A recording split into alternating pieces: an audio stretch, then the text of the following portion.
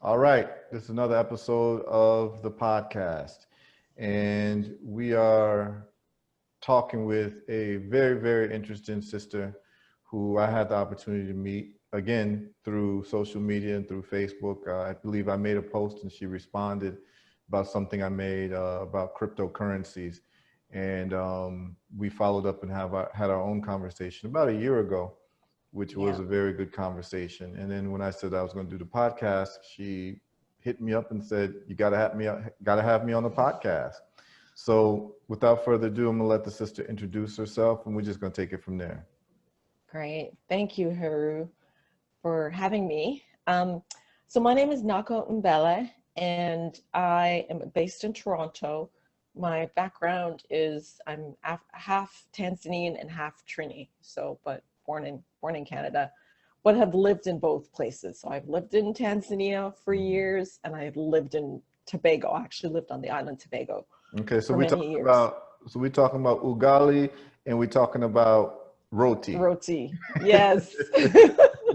Yep. Yeah, Yep. and Really doubles. interesting. And oh gosh, don't get me started on doubles. You're gonna make me crave it now. Yes. So Yeah. I'm really a child of the diaspora in every sense of the word. And professionally, I am a recruiter. So I actually, my company is called FinTech Recruiters, and we recruit financial technology professionals. We place them mostly in startups. So I'd say about 98% of my clients are, under 30 people or under 100 people and growing. So they're really early stage, seed stage, first round, that sort of thing. I got into crypto. I got into Bitcoin because I had a client. This was in late 2016, like mid to late 2016, asked me if I would accept it. And I was like, well, I don't know. Is it like, can I convert it to money? This is when you were already in the financial technology industry. Yes, Okay. yes. I was already, again, I was a recruiter, and this guy was like, hey, I'm into Bitcoin, and I would love to pay you in Bitcoin. And so I was like, I wasn't too sure, right? I was nervous really about it because of what I had heard, just like everybody else, used by criminals, drug dealers, blah, blah, blah.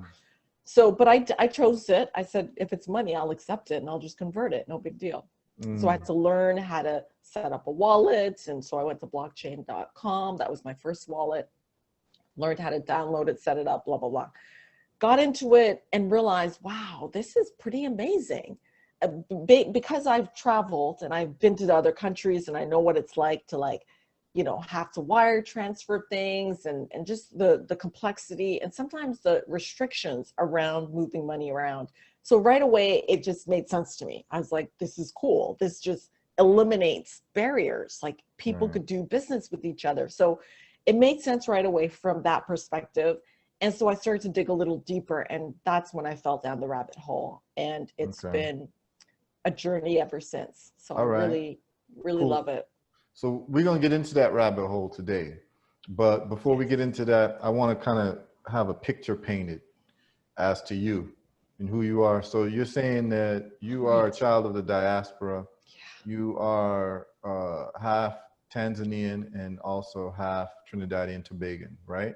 So who's what? Your mother is from Trini? Yeah, my mom is, My Okay, mother's your mother's a Trini, but she's from Tobago. Okay. She's from Tobago. Yeah, I know we have to be specific on that. We got to be specific because I know people from Tobago.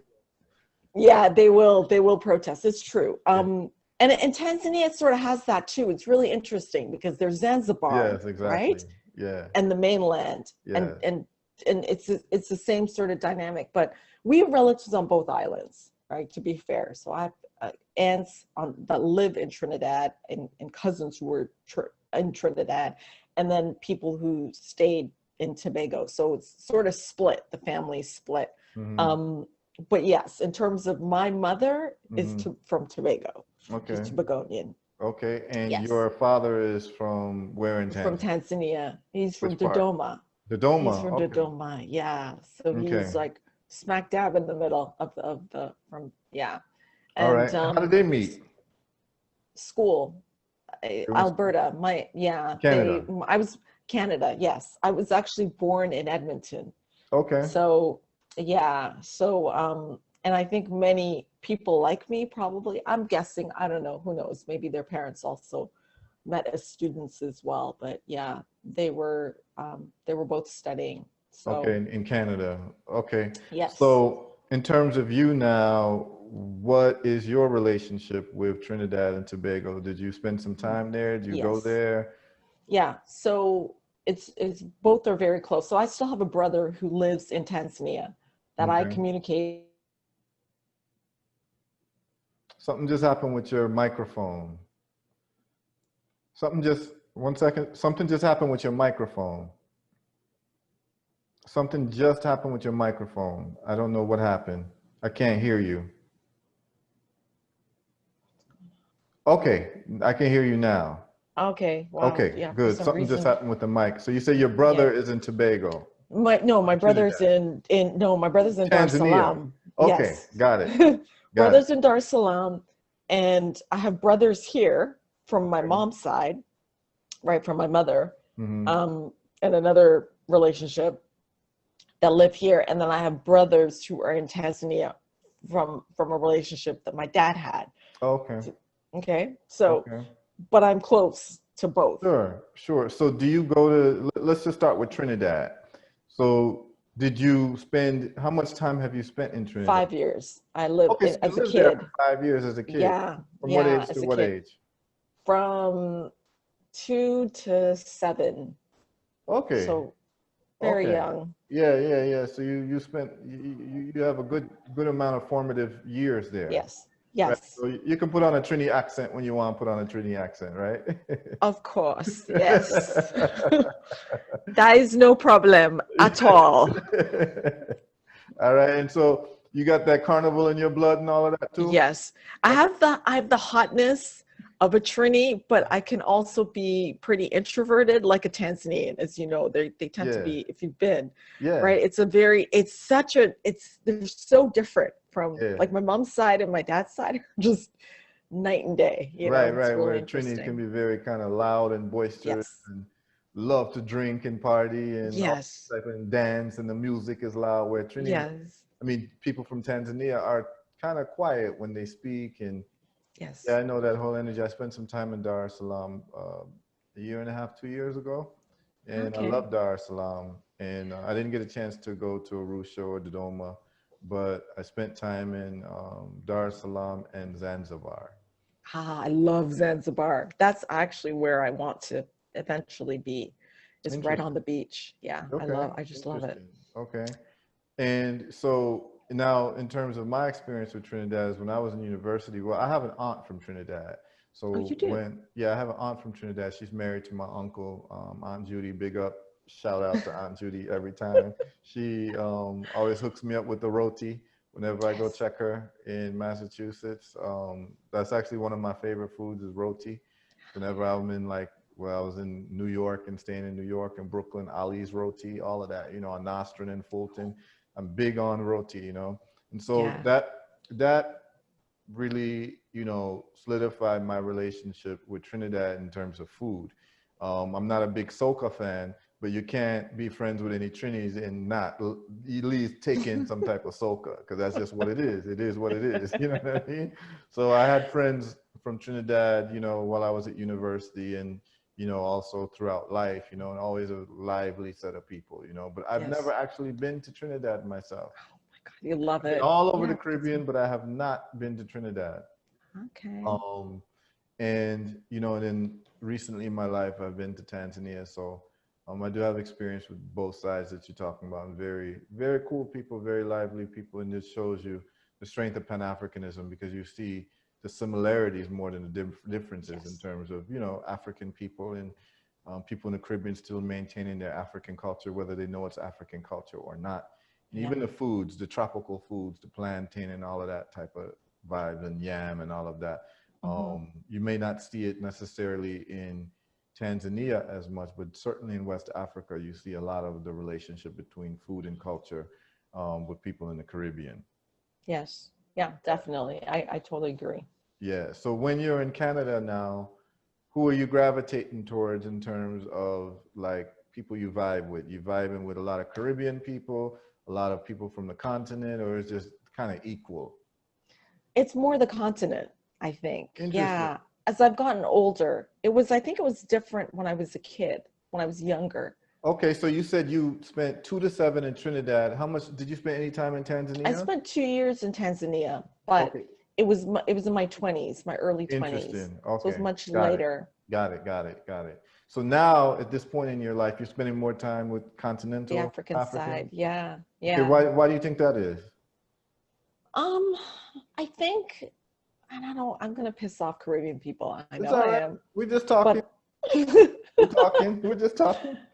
I think it's this party mentality that maybe I've grown out of, you know, because I partied hard. I did. I was a party Mhm, girl. Not like a wild partier, but mhm. I that's out of my system. Right, I've done enough partying in my life. right, right. And I find that there's still some people that are kind of still in that mode in a weird way, or they never grow out of it. And I think that's kind of more on the Caribbean side. I see that Mhm. more, right? And Of like I have a good think, time. yeah, Hmm. and I think Trinidad is pretty much that is the capital of of that whole party type of culture, you know? Yes. Yeah, because I mean, when I was around Trinis, it was about the party. It was We about party liming. hard. It was about, Yes. you know, the whole. It's like carnival's carnival, but then there's extended carnival. Yes. You We know? actually have a term for it. We call it bacchanal. Yeah, You know what I'm bacchanal. saying? So yeah, Yes. yeah. It's like it's a bacchanal Very kind of familiar with bacchanal. Very familiar with bacchanal culture. You know what I mean? But it seems yes. like you have carnival, and then you have pre-carnival and post-carnival, post-bacchanal, which is like can go on for months because that's just, you know, like when the weekends come, when people finish work, it's bacchanal type of energy. You know what I'm saying? And so, Hmm. um, I mean, I know people who actually before carnival, Trinidad Carnival, they'll like join a gym so they can like work out, so they can really, you know, have the energy and be, you know, not sore for Hmm. Carnival. You know what Yeah. I'm saying? Um, it's a big part of the identity and the culture. I know Very much. in Trinidad. So you're saying essentially that you got around a lot of continental Africans because your younger years were probably spent around your Caribbean side because you were doing a lot of the partying, Partying. and not even necessarily Caribbean side, the Trini side, Yeah. to be more specific, right? And even I would say, like, I mean, I had a lot of you know, I know a lot of Jamaicans, right? Right, Toronto is right. Full of Jamaicans, yeah. Huge Jamaican community. So not just the Trini side, but just island people in Island general. people, yeah. But you see, there's something to be said about island people too, you know, because like I can tell you right now, right? I've never laughed, and I never laugh as much in my life as when I'm in Jamaica. Yes, the Jamaicans, hands down, and every island will tell you this. The Jamaicans are the funniest, Oh hands my down. goodness, the use of They, language. I mean, yes, literally, I laugh so much when I'm in Jamaica that I start pulling muscles in my back. they're funny. Like They are. It's how they phrase things, right? How they everyone have a phrase. song, everyone have a song, everyone can sing, everyone can write a song, everybody is a performer in some type of way. You know Yes, what I'm saying? Like, yes. yeah, I love Jamaica, you know. I love the Caribbean. I lived in the Virgin Islands for close to a decade. And Oh, nice. um, Okay. very recently, like up to like last year. And you know, the colorfulness, and as somebody who, you know, I spent a good part of my life as a poet, so I took words very seriously. And so when you go to Jamaica and when people talk and the way they phrase words, it's just magical. It You is. know, it's absolutely magical. So that Yeah. part, that energy is very necessary within the global Black experience. Yeah. Not saying that like they're reserved for partying, because I met very brilliant people in the Caribbean. I mean, geniuses, very brilliant people. But when you're talking about like, I guess the closest thing to that use of language, that magical use of language, you could find in Africa maybe would be Nigeria, right? They're Nigerians. There's no Yes. doubt in my Yeah. mind that Jamaicans are Nigerians. Yeah, Like, and actually, for sure. even in the Jamaican, you know, there are certain words in the patois like unu Yes. is actually an Igbo word, which means Yeah. the same thing, like you all, you know. Yeah. So, you know, you see that, and then there's a lot of Ghanaian influence in Jamaican Yes. culture as well. What's that part of Ghana? There's it's a specific tribe that I The know. Cromanti, the Cromanti people. No, it's not it's not the another Cromanti? term. The guy, you know that Sakodi, that rapper? Sakodi, yeah, Sakodi. Sakodi. Yeah. What is his tribe again? He's probably Fanti. No, He's it's not probably a Fanti. It's can't remember the language. There's a language that they Well, speak, and there's it's Twi, there's a Twi. Twi and That's a it. Okay, so all right, here's what you have to know Twi. about Ghana, because I'm actually from Ghana.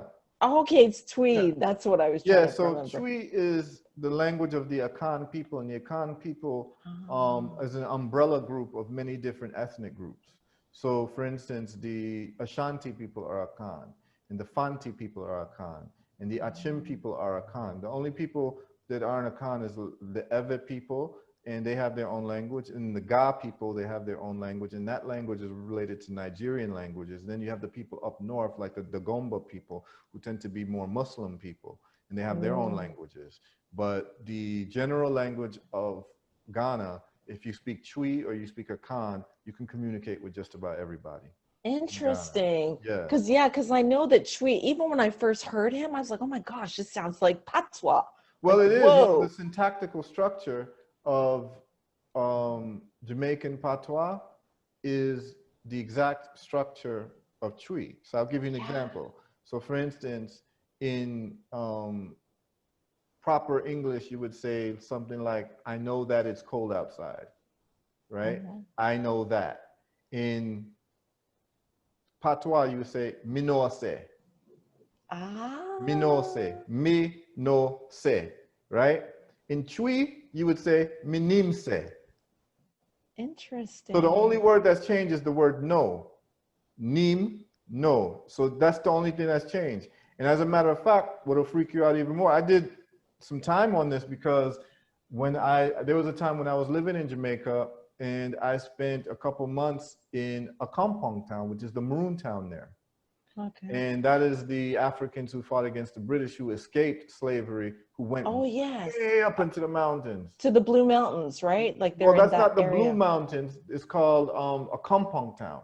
So it's in St. Okay. Elizabeth and Trelawney area, and it's way like in the mountains. Like I'm talking, like way up. Like it'll take you maybe 45 minutes to drive up there from the bottom. Oh my God. That's how high up our ancestors went to escape slavery.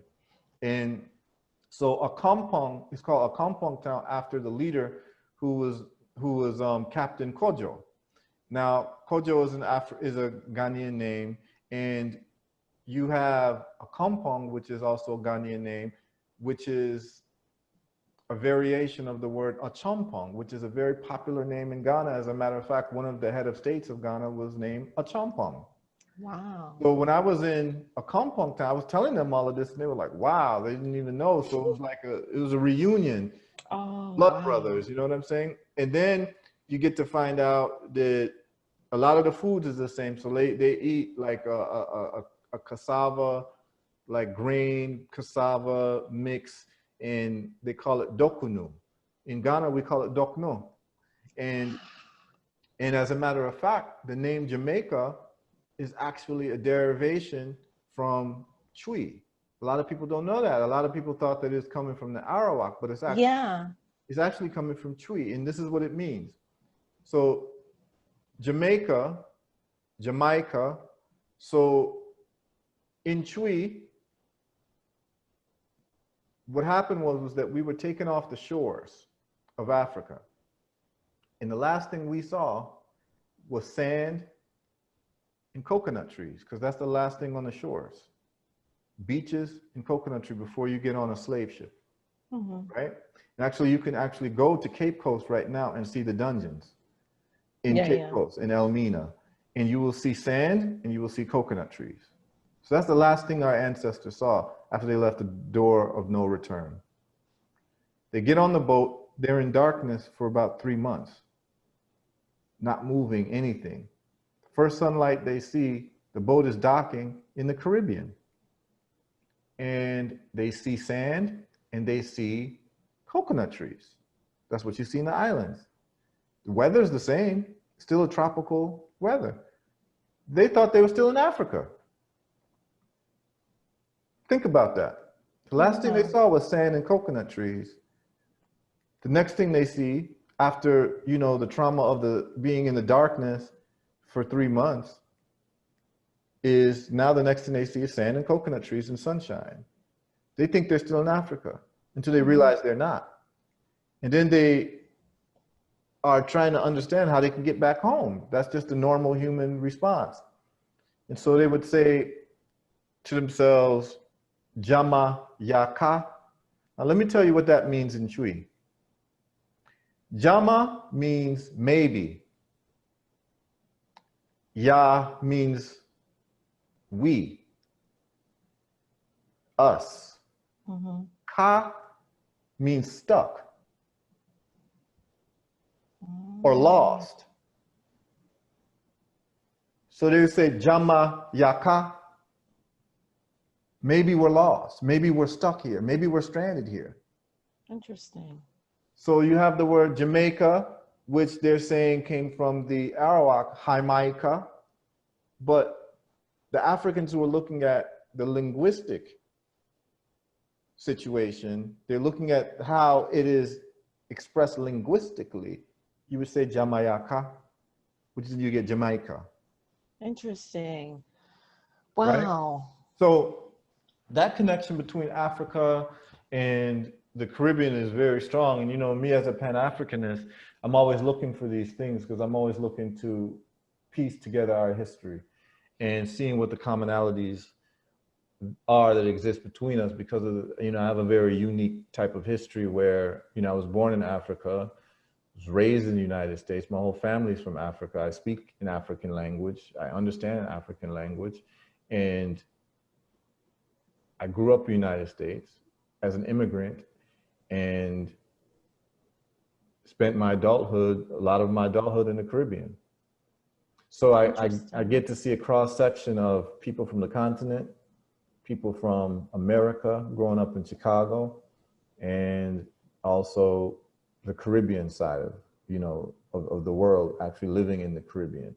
So it's always become clear to me that we are a united people, whether we know it or not. We are.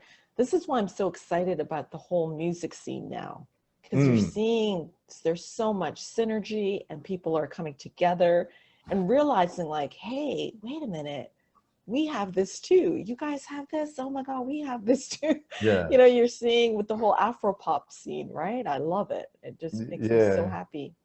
Yeah. I see that, and it's becoming big, and it's uniting people in the Caribbean, and even, you know, a lot of hip hop in America. They're using those type of rhythms and those types of artists, and they're starting to work together. So it's becoming more of a smaller global village, which is necessary. And so hopefully, what that will lead to is us doing business with each other and trade with each other, and that's where you come in.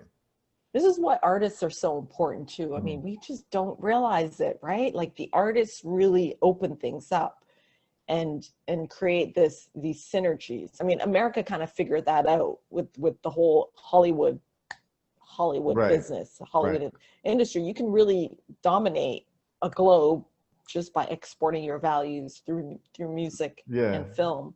Yeah, and African people, we take music to a different level. It's more than just a song. You know, music for us is everything. You know, music speaks to us on a very, very high level. And you see it even in like religion, right? You can go to a Catholic church in Europe and go to their service and it's very boring and very bland. And you can go to a Baptist church in America and they got a full band and, you know, or, you know, they got some serious jamming going on. So it's just different how we approach music. So music affects us in a very, very peculiar way as African people. It's very strong for us. So the more that we can have positive messages of unity I mean, I've seen it with reggae music. I've seen what reggae music has done to the world. I've seen how musicians from the Caribbean, they go to Africa and they're treated like demigods. Yeah. You know, they're Yeah. worshipped. They're Yeah. worshipped. You know, reggae is so big in places like Kenya. Actually, Yeah. I know. reggae is the #1 music in Kenya. I'm not surprised. I Yeah, was in Nairobi. When I went to Nairobi quite often, and yeah, yeah, it's big there. yeah. In And Ghana, even reggae is huge. Zimbabwe, Zimbabwe it's is huge. mhm. Yeah, I love that type of energy. But what we have to do now is just take it to the next level and start really doing business with each other, trade with each other, commerce with each other. And I think that's where you play a role. That's where you come in terms of what you do, what you're doing, what you know, what your wheelhouse is, what your expertise is, and that's what I want to get into. So you you spend some years in the Caribbean in Trinidad, and then you come to Canada. Yeah. So okay, so I moved back when I was 7. So I Mm-hmm. had the accent and everything. When I was in school, people would make fun of how I spoke and my Mm-hmm. accent. And Because you're not um saying bird, you're saying board.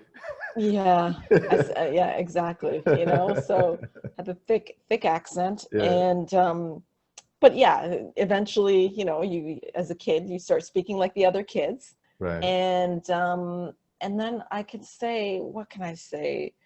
Yeah, you know, I went to school in Montreal. I, you know, wanted to actually go into international development, and I did a bit of it Okay. and So you was speak very a little French? discouraged. Oui, je parle Oh, un petit peu, pas très okay. bien. Oh, d'accord, No, d'accord, d'accord.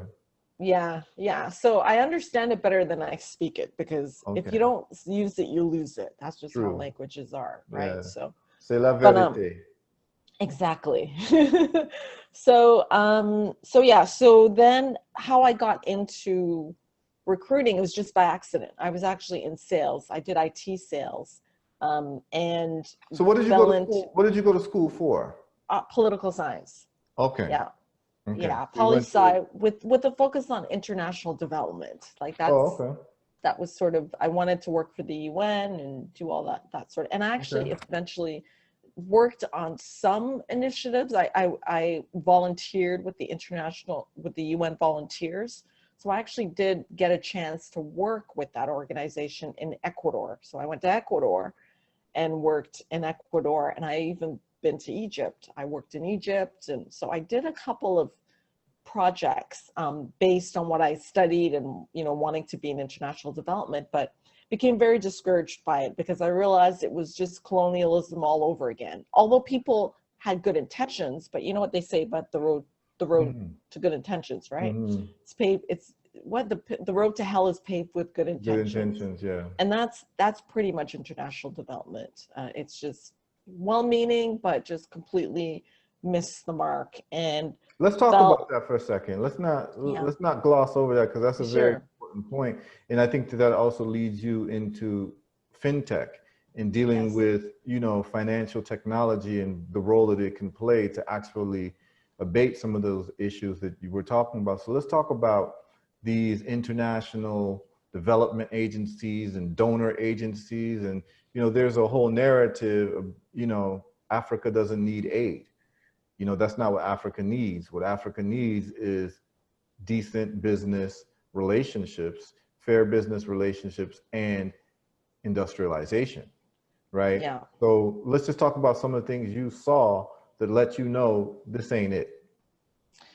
Well, you get these, a lot of us lived in former neighborhoods that, you know, were where the ex-colonialists lived, right?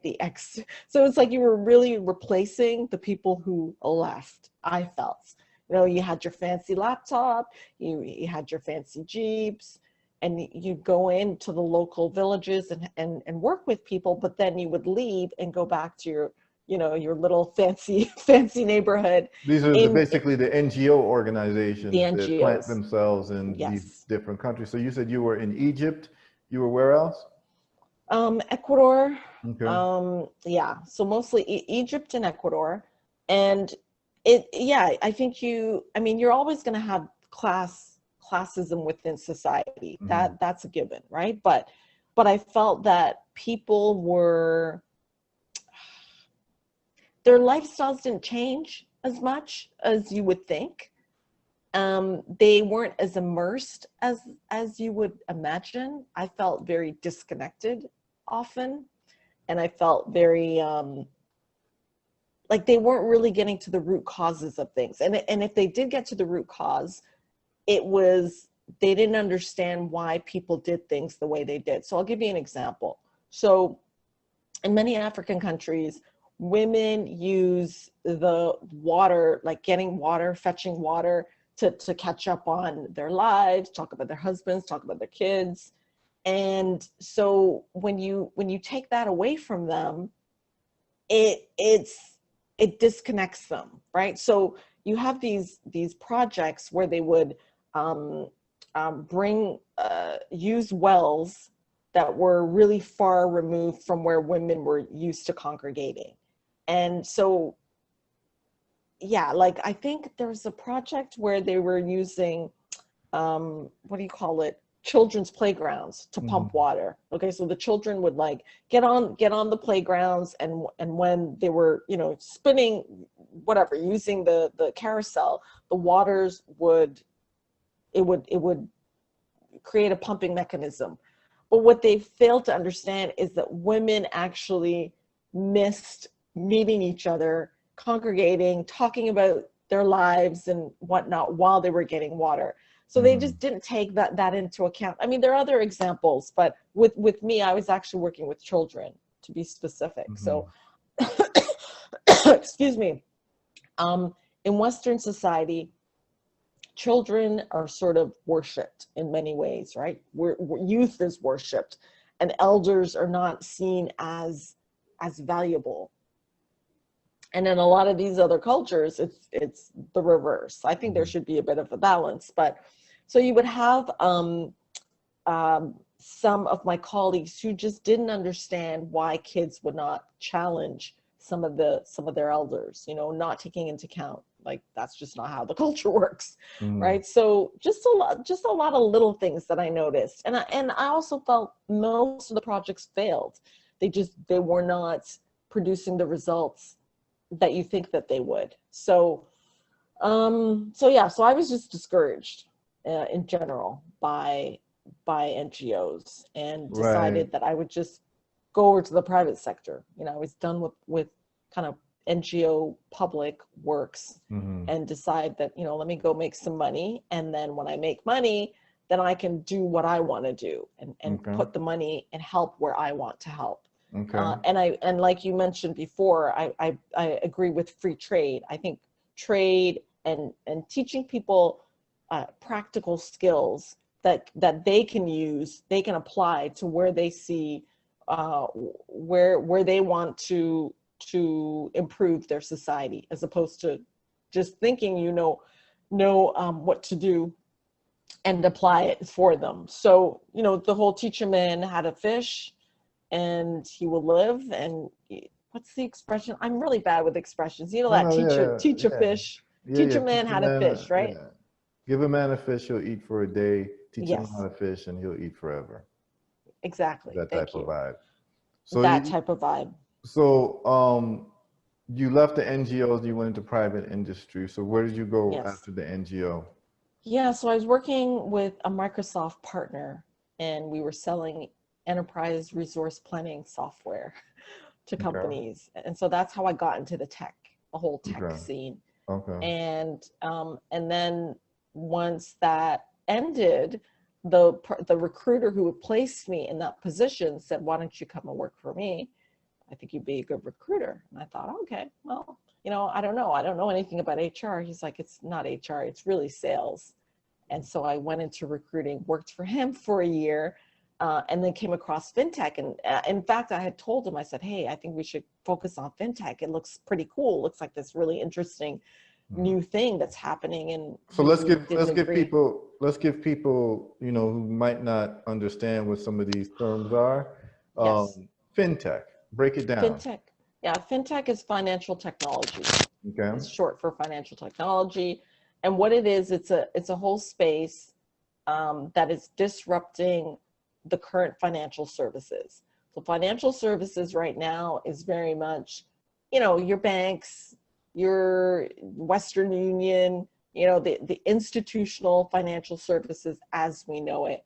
And fintechs are these innovative startups like Revolut, you might have heard of, even Square. Bitcoin, Square, Mm-hmm. Stripe, Mm-hmm. right? There are a couple of them that are disrupting how things are done. So they're coming in and they're creating new platforms that people can use that in parallel to regular banking. Yes, I'm an investor in Square, and Square owns Cash App, Yes, right? that's a good And example. I love what Cash App is doing. And so let's uh, just because I like to, the people who watch my podcast, they come from all different walks of life. So I like to explain things to people in a way that they can visualize it. So let's take, I don't know, let's just take an example of one company and what they're doing in terms of fintech and how they're disrupting the old legacy financial services, right? And if you want, we can do Square because I know Square very well. Yeah. I don't know if you're comfortable with doing Square or if Yeah, you want yeah. another company. Okay, Yeah, let's do so Square is let's do actually Square. really good because Jack has big ideas and he's Right. got the connection with Africa and I like that. So let's Okay, do so Square. let's do Square. And she mentioned Jack. She's talking about Jack Dorsey, who's the CEO of Square, who's also the founder and CEO of Twitter. So that's what she means by Jack. Now, I'm just trying to break it down for people Yeah. to very understandable levels. So let's analyze Square. Um, Let me just give you my perspective on Square, and then, well, you know what? Let's go with your perspective on Square, and I'll just add on to the parts that you know I want to add on to. So, give me your analysis of Square. Why is Square disruptive to the financial services industry? Yeah.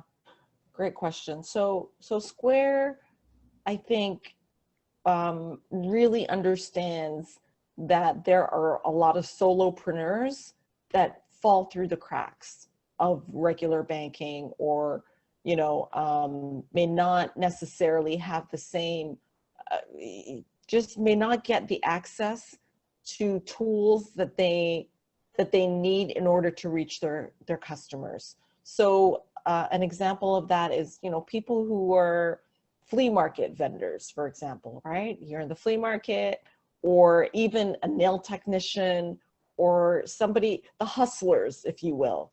They were able to use their cell phones, right? Use their cell phones as a what do you call it? Like a machine reader, right? Instead of lugging around these machine readers, they just A credit card reader. credit card reader, exactly, a credit card processing unit. They Mm-hmm. just needed a little pin, stick it in their phone, and then they can take payments. So the woman that does my eyebrows, she's a really good example, right, of a Mm-hmm. person that uses Square. You know, Mm-hmm. she's got her iPhone, she just plugs in her little adapter, and she just swipes my credit card. She's able to accept payments and credit cards, and Yes. she's just, you know, a very good example of the type of person that Square has targeted and that the banks probably would ignore. Mm-hmm. Um, they also tend to Let, be, let, let's mhm. let's let's deal with that issue, and then let's move on to the next one. Just remember what you're about to say. Okay. So what you said is very profound on a very practical level, because let me break it down for the people who are listening. A lot of people who get their first foray into entrepreneurship tend to become vendors for festivals. You know, before this whole COVID thing, people would go to festivals and they would, you know, buy a table and sell their homemade goods, right? Whether they're making some shea butter creams or they have some incense or whatever. Or people at the tourist areas, they would, you know, set up to be able to sell to tourists. But what would happen is because you're outside and you don't have a phone line, you don't have a credit card machine. So you were limited to taking cash. right? So the problem is, in these days, most people are not carrying cash. So you're missing out on a sale of your, you know, elixir, of your juice that you made, or whatever it is that you're setting up on your table to be a vendor at an event or at a festival or whatever it is, or for tourists. You're missing out when that tourist or that potential customer says, oh, I love your product, I want to buy it, but I don't have any cash on me. I don't have enough cash on me. I have a credit card, I have a debit card. But you don't have a debit card because you're sitting outside. And if you had a debit card machine or a cash register that would be able to plug you in to a phone system, you're not going to have that when you're setting up a table impromptu outside. So what you have is your phone. Your phone is connected to the internet, and you're able to have data on your phone. What Square allowed you to do, along with PayPal and a couple other, I think Stripe as well, is that you're able to have a portal where you can plug in to your phone, usually the part where you have the headphone, and you're able to plug in a credit card reader through an app. And you're able to take credit cards as if you were a restaurant or any other place, Bloomingdale's or any other high fashion store that's a brick and mortar store. You're able to actually process those transactions right through your phone, which is very revolutionary. You're going to want to have that because you don't want to be limited to taking cash from your customers. So that's one of the way that they disrupted the industry, is that before then you had to go through a bank to be able to get those credit card processing machines. Now you don't have to. You can go straight to Stripe and you link it up, or through Square, you link it up, or PayPal, you link it up straight with your bank account. And so that's why it became a disruptor in the banking industry. So that's something like visually that I want people to actually see. When she's talking about fintech, that's what she's talking about. She's talking about being on the cutting edge of fintech. So when you're on the cutting edge of something, you're talking about those new startups that end up disrupting the old industries. That's like what the automobile did to the horse and buggy industry. You're driving horses and buggies and the automobile came and it disrupted the transportation industry because no one needs horses and buggies anymore because you have a superior option. So Stripe, Square, PayPal became superior options in terms of payment processing for the average person who is a solopreneur, like she brought up, the solo entrepreneur. So that's what I just wanted to clarify that for people. So there was another point you wanted to make. That's excellent. That was a really good breakdown. Wow. That was excellent. So, and then of course you have Cash App, right?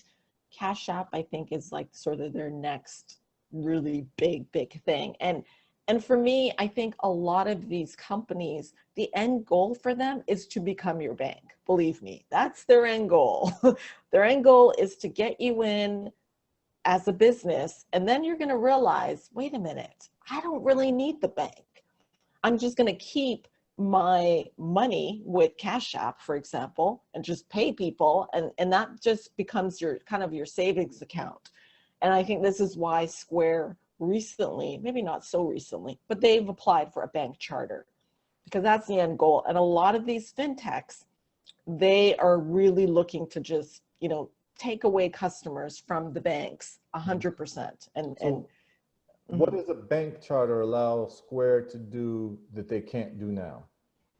Yeah, so a bank charter is more on the regulatory side. So I think that there are different products that banks can offer you. Banks can offer you loans. Banks can offer you credit cards. Banks can offer you, you know, multiple products and services, right? And I don't think that Square can do that. They have to have they're payment processors, and a payment processor is not a bank. They need an issuing bank, which they have, in order to process the transaction. So if they get a banking charter, then it's like cutting out the extra step that they need on their back end. So it's more of a back end issue more than anything, and regulatory issue. Okay, so I use Square. I use Cash App all the time. As a business, I accept payments through Cash App. I send payments to people through Cash App. So what I find great about Cash App is that it completely replaces MoneyGram and Western Union, right? Yeah. So I can send money to you if you have Cash App. And I think your screen has frozen. Oh, is it? Yeah, I can hear you fine, but visually, now I got you. Yep, you're back. Okay. You're back. So Cash App, what it does for, for the average person for the last couple of years is replaced MoneyGram. I don't have to go to MoneyGram to send money to you. I don't have to go to Western Union to send money to you. And this is fiat, of course. This isn't cryptocurrency. I can send $1 to you. I can send $1,000 to you with the press of a button with Cash App, right? Okay. And that's linked up to my bank account where you could do that with PayPal for a while. Now, Cash App, Cash App also has credit cards right now Oh, that do you can they? use. Yeah, they have credit cards. You can get credit cards through Cash App and even a debit card for Cash App. But what I think the bank charter for what Cash App would want is it allows you to have a bank routing number and a bank account number. Uh, Now, what that allows you to do is to do ACH transfers. What that means is people from their paychecks, direct deposits can go straight to your Cash App account. okay. See, I You didn't see? know that. That's Yeah. interesting. Yeah, I mean, I love having these conversations because I'm going to learn a lot from you because I'm not in this space like 24/7. So I love talking to you because I'm picking up on a lot of things, but also I use this product, right? Yeah. So I tend not to be an investor or buy stock in any product that I don't use, right?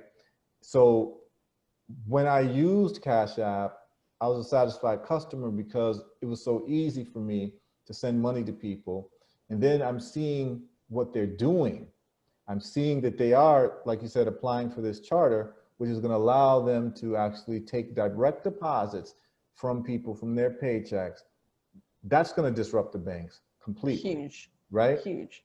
Now, where they're ahead of the game in terms of the banks is, and this is what made me get what they call bullish, right? That's just a stock market term when you think that something's price is going to rise, right? Was that you're able to buy Bitcoin directly on Cash App, right? You don't have to go through some process of going through Coinbase or any of these other exchanges. You can literally buy Bitcoin right now on Cash App, right? The other thing about Cash App, so there's three things that made me extremely excited about Cash App in terms of their functionality right now. One, the fact that you can, transfer the money for free, by the way, there's no fee. So I can transfer money to you and there's no fee. Whereas if I use Western Union, I used MoneyGram, I'm paying a fee, sometimes about 10%. This is feeless transaction of fiat currency. Banks charge you to wire money. And then you have to fill out forms to wire money, to the banks. And sometimes you have to go into the bank and sign papers. It's very cumbersome. The banks are dinosaurs. They are. Mm-hmm. And I have personal beefs with banks for other reasons, which we could go into later. If you ever want to, go into that, we can talk about that.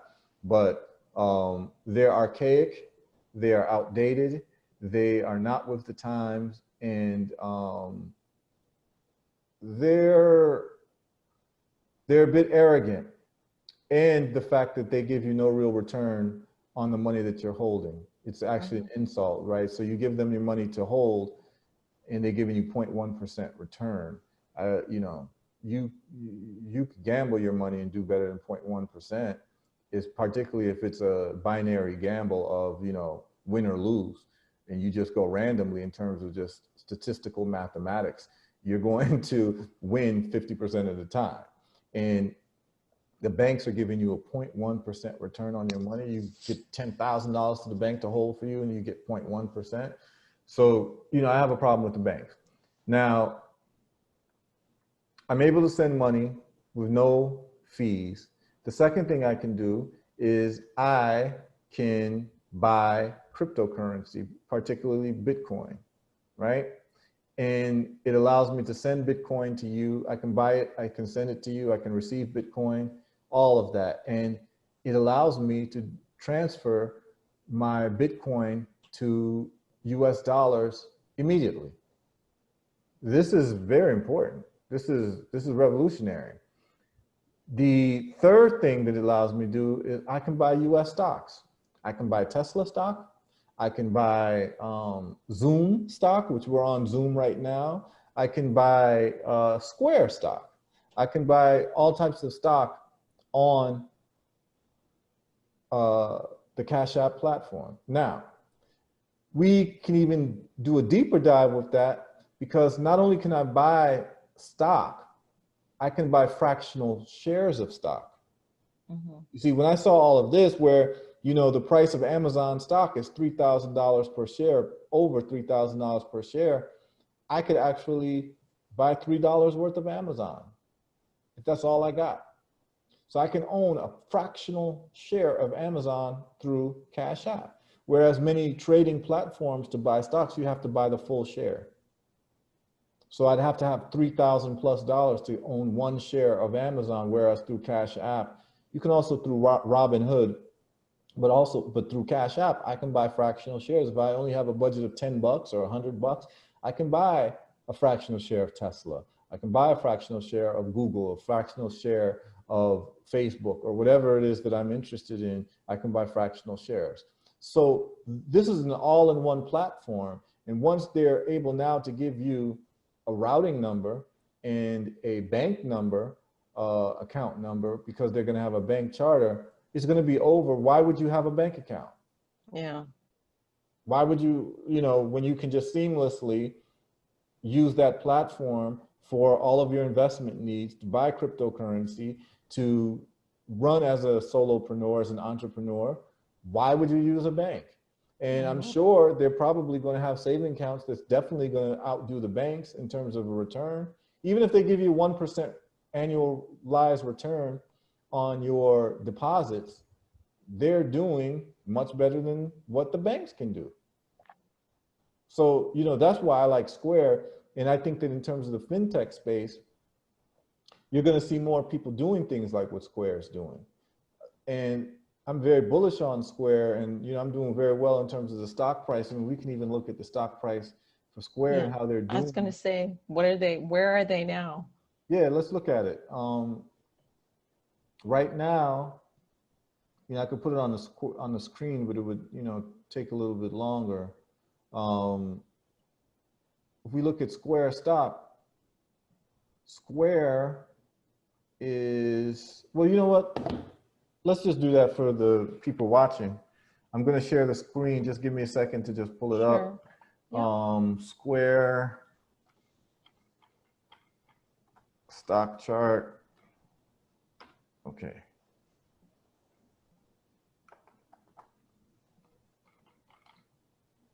And just while you're pulling that up, I think what's also interesting about Square and the founder and the leader of that company, Jack Dorsey, who's also on Twitter, the leader of Twitter, or the founder of Twitter, is that he recognizes that a huge portion of America is underbanked. When people talk about the underbanked, they think it's just in the third world, but there are a lot of underbanked people in the US. And these apps are very useful to people who are underbanked.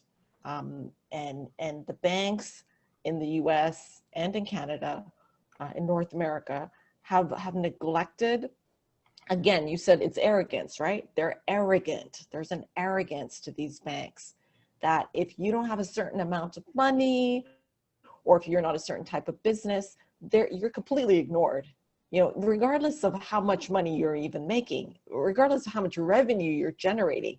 I've actually heard of people who were generating quite a bit of money, like DJs, for example, right? Have you met a poor DJ? You know, they tend to be generating a ton of money, and the bank would snub them, or not want to give them a certain loan because of the type of business they were. And I think you're seeing that a lot with influencers. So there's this huge new professions that were coming up that are now in the world, right? And you've got influencers who are making six figures, very high six-figure income, and the banks won't give them accounts because they don't understand their business model.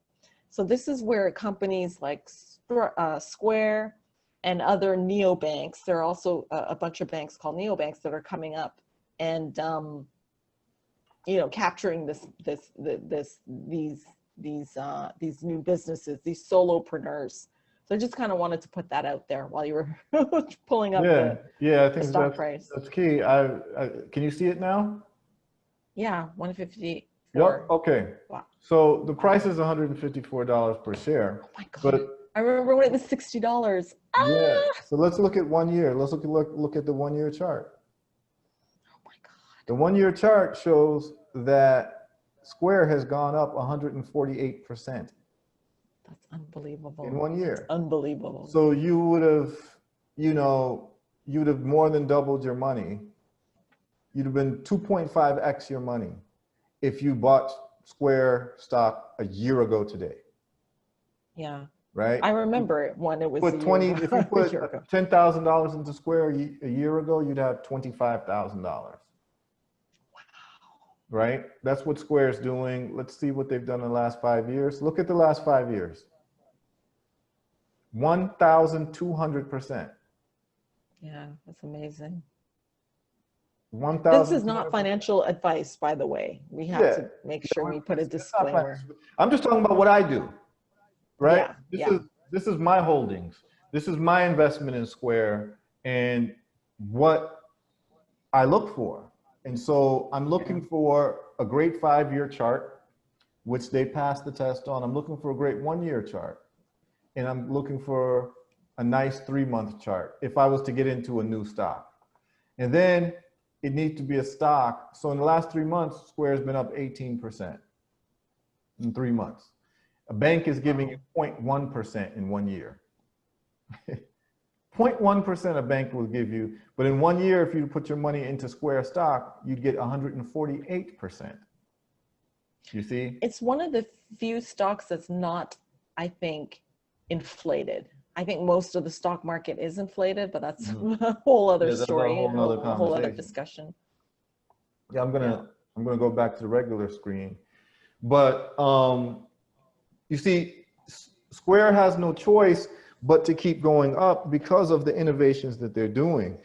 The future is going to digital.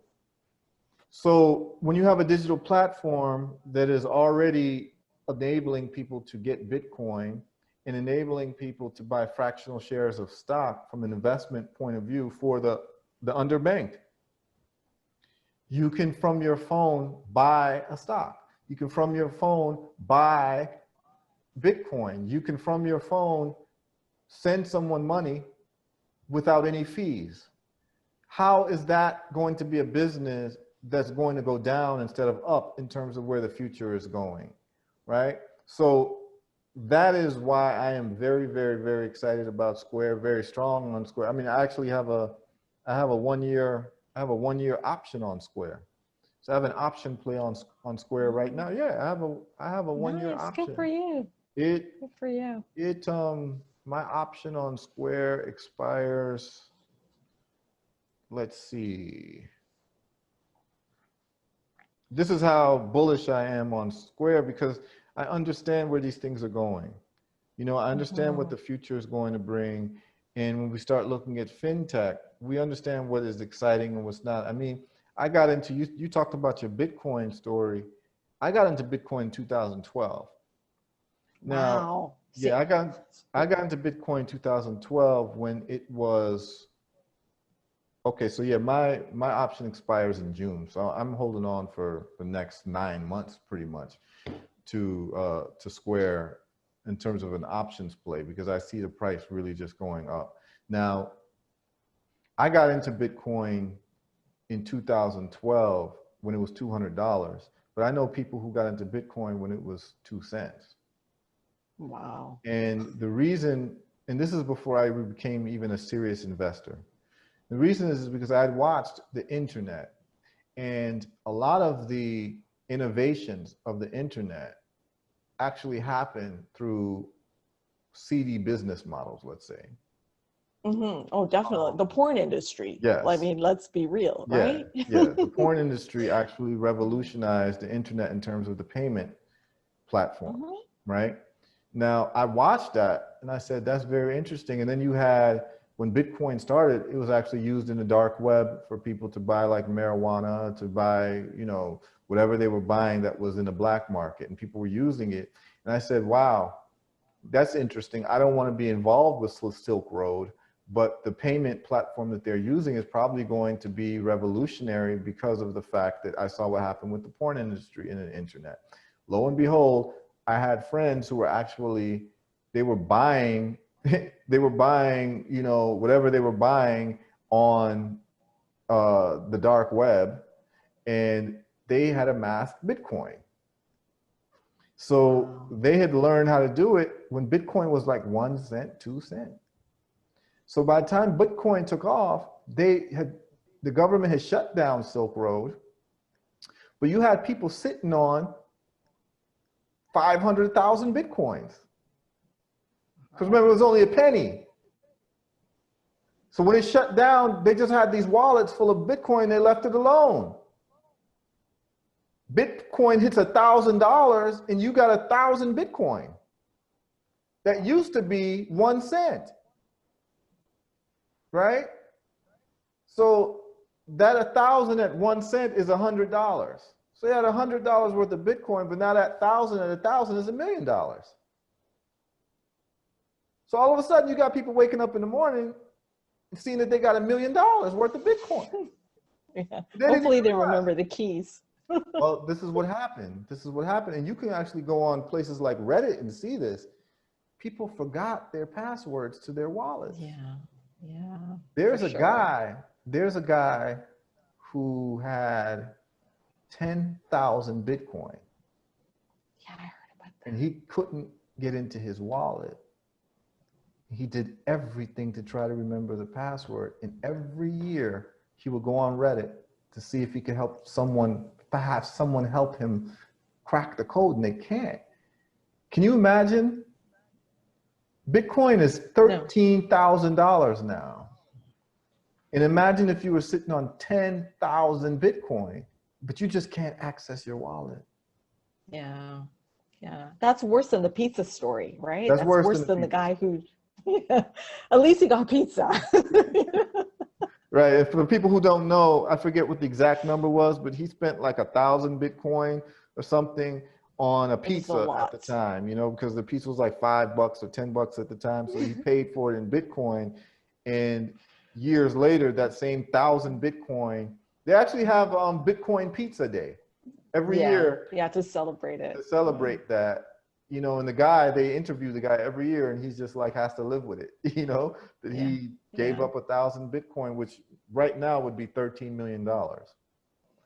I think, and the reason that we celebrate Pizza Day is he was the very first person to buy something outside of the dark net. So, so people were, buying drugs and everything, but he was the first to say, you know what, this is a legitimate currency and I'm going to use it to buy pizza. Yeah. So that was like, that just kicked off. Yeah, he took one for the team. He took one for the team. He took one for the team. He really did. He's a hero. Laszlo is his name. Yeah. He took one for the team. So you get into fintech recruiting. You also then, I guess what happens is that because you got into the whole recruiting aspect, you had to kind of really get into really boning up on your financial literacy, right? And to see what was happening and what exists in the world and what is going to be disruptive, right? Yes, but it's still, I mean, your understanding is actually, I think, even better than mine. I started to ask questions of developers. So I really wanted to understand where they were, what they were excited about. I was coming across developers who didn't need to work anymore, really, particularly in the crypto space. They'd made their money, they had got in early, and they really felt that they were changing the world. They wanted to build solutions and services and platforms that they felt were more just, were more transparent, were more decentralized, and would give access to financial products and services that were borderless. Okay, so it didn't matter where you lived, who you were, you'd be empowered by the things that they were building.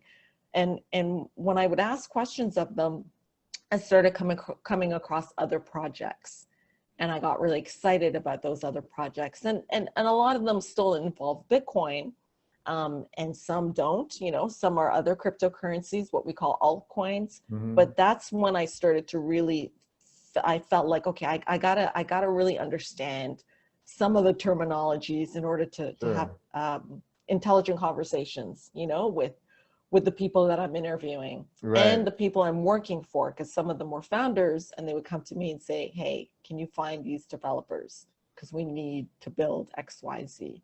Okay. So, yeah. So you were involved in basically placing software engineers with startups. Yeah.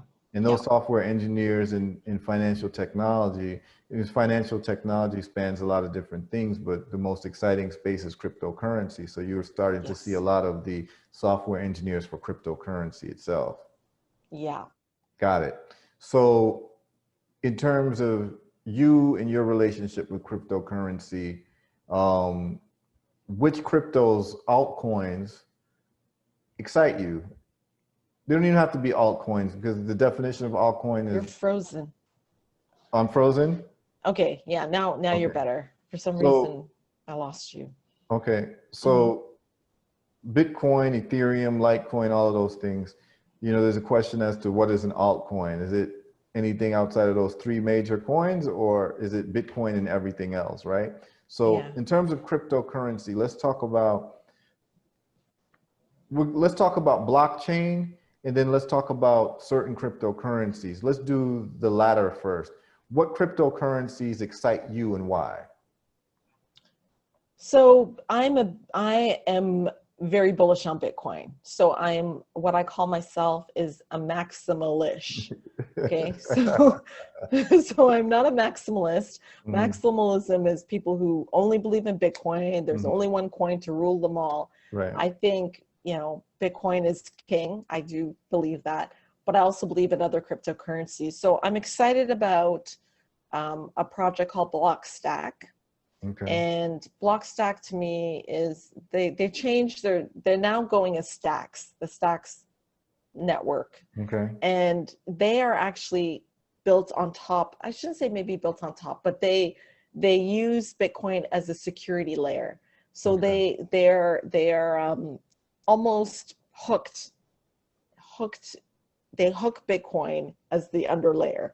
Okay. So they're kind of tethered, not tethered one for one, but tethered in the sense that they built their blockchain so that if you attack them, if they have a 51% attack on their chain, you have to go to the second layer. Okay. That's how secure it is, right? Okay. And I'm excited about that project because they really focus on privacy, which Bitcoin, as everybody knows, is pseudonymous and not necessarily anonymous.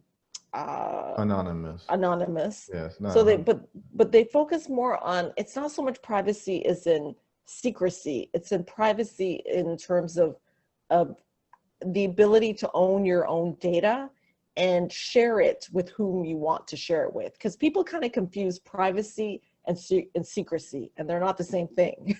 You know, and being anonymous and yet being private, you can be private and still people know who you are, but they don't know about, what they don't know is have information about you that you haven't shared voluntarily.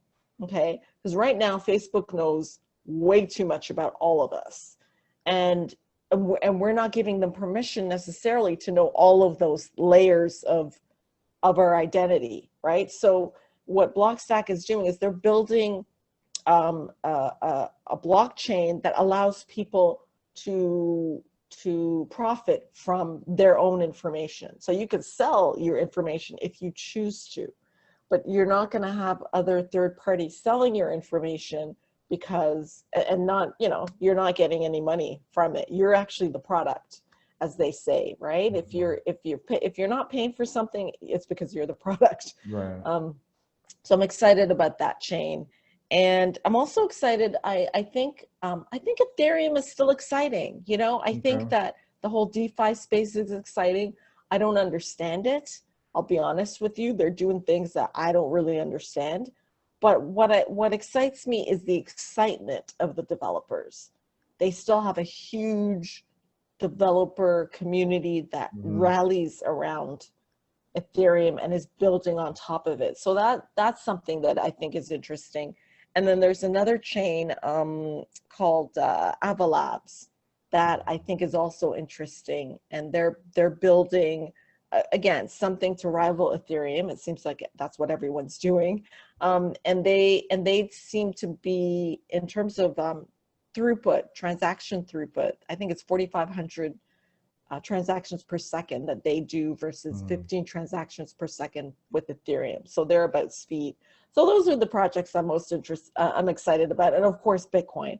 I'm excited that PayPal is now accepting Bitcoin. I mean, how amazing is that, right? They're following what Square has done and what Cash App has done. And they've decided, you know, we want to get into the game that Cash App is in and allow people to buy Bitcoin through PayPal. So that's super exciting. Yes, it is. And I'm actually kind of shocked that PayPal took so long. Right? Right? But like, I don't understand, like, these people are so slow with innovation when they should be, you know, really the lead of innovation. And, you know, PayPal taking so long to get with Bitcoin is just, is really just kind of strange to me, you know? well, you know, I think the reason is they understand that Bitcoin is their competitor in a way. Like they realize that, you know what? Yes. Transmission, transmission. Yeah. You know, the thing is, here's my thing though. Like, I have kind of a bone to pick with Bitcoin. Sure. And the bone to pick is that, like, I understand that it's the most popular, right? But in terms of functionality, there are coins that are much faster and much cheaper. Yeah, I think Bitcoin is not going to be cash unless Lightning, the Lightning network, can make it work. But right now, Bitcoin is gold. Yeah, Bitcoin is gold that you store of park. value. It's a store of value. You leave it, and it's a hedge that you're using against inflation, right? Against depreciating dollar. But other than that, you're right. It's right now. It's a terrible cash. You do not want to use it as cash. It's a dinosaur compared to the other cryptos. I mean, What are you excited about? What I'm excited about?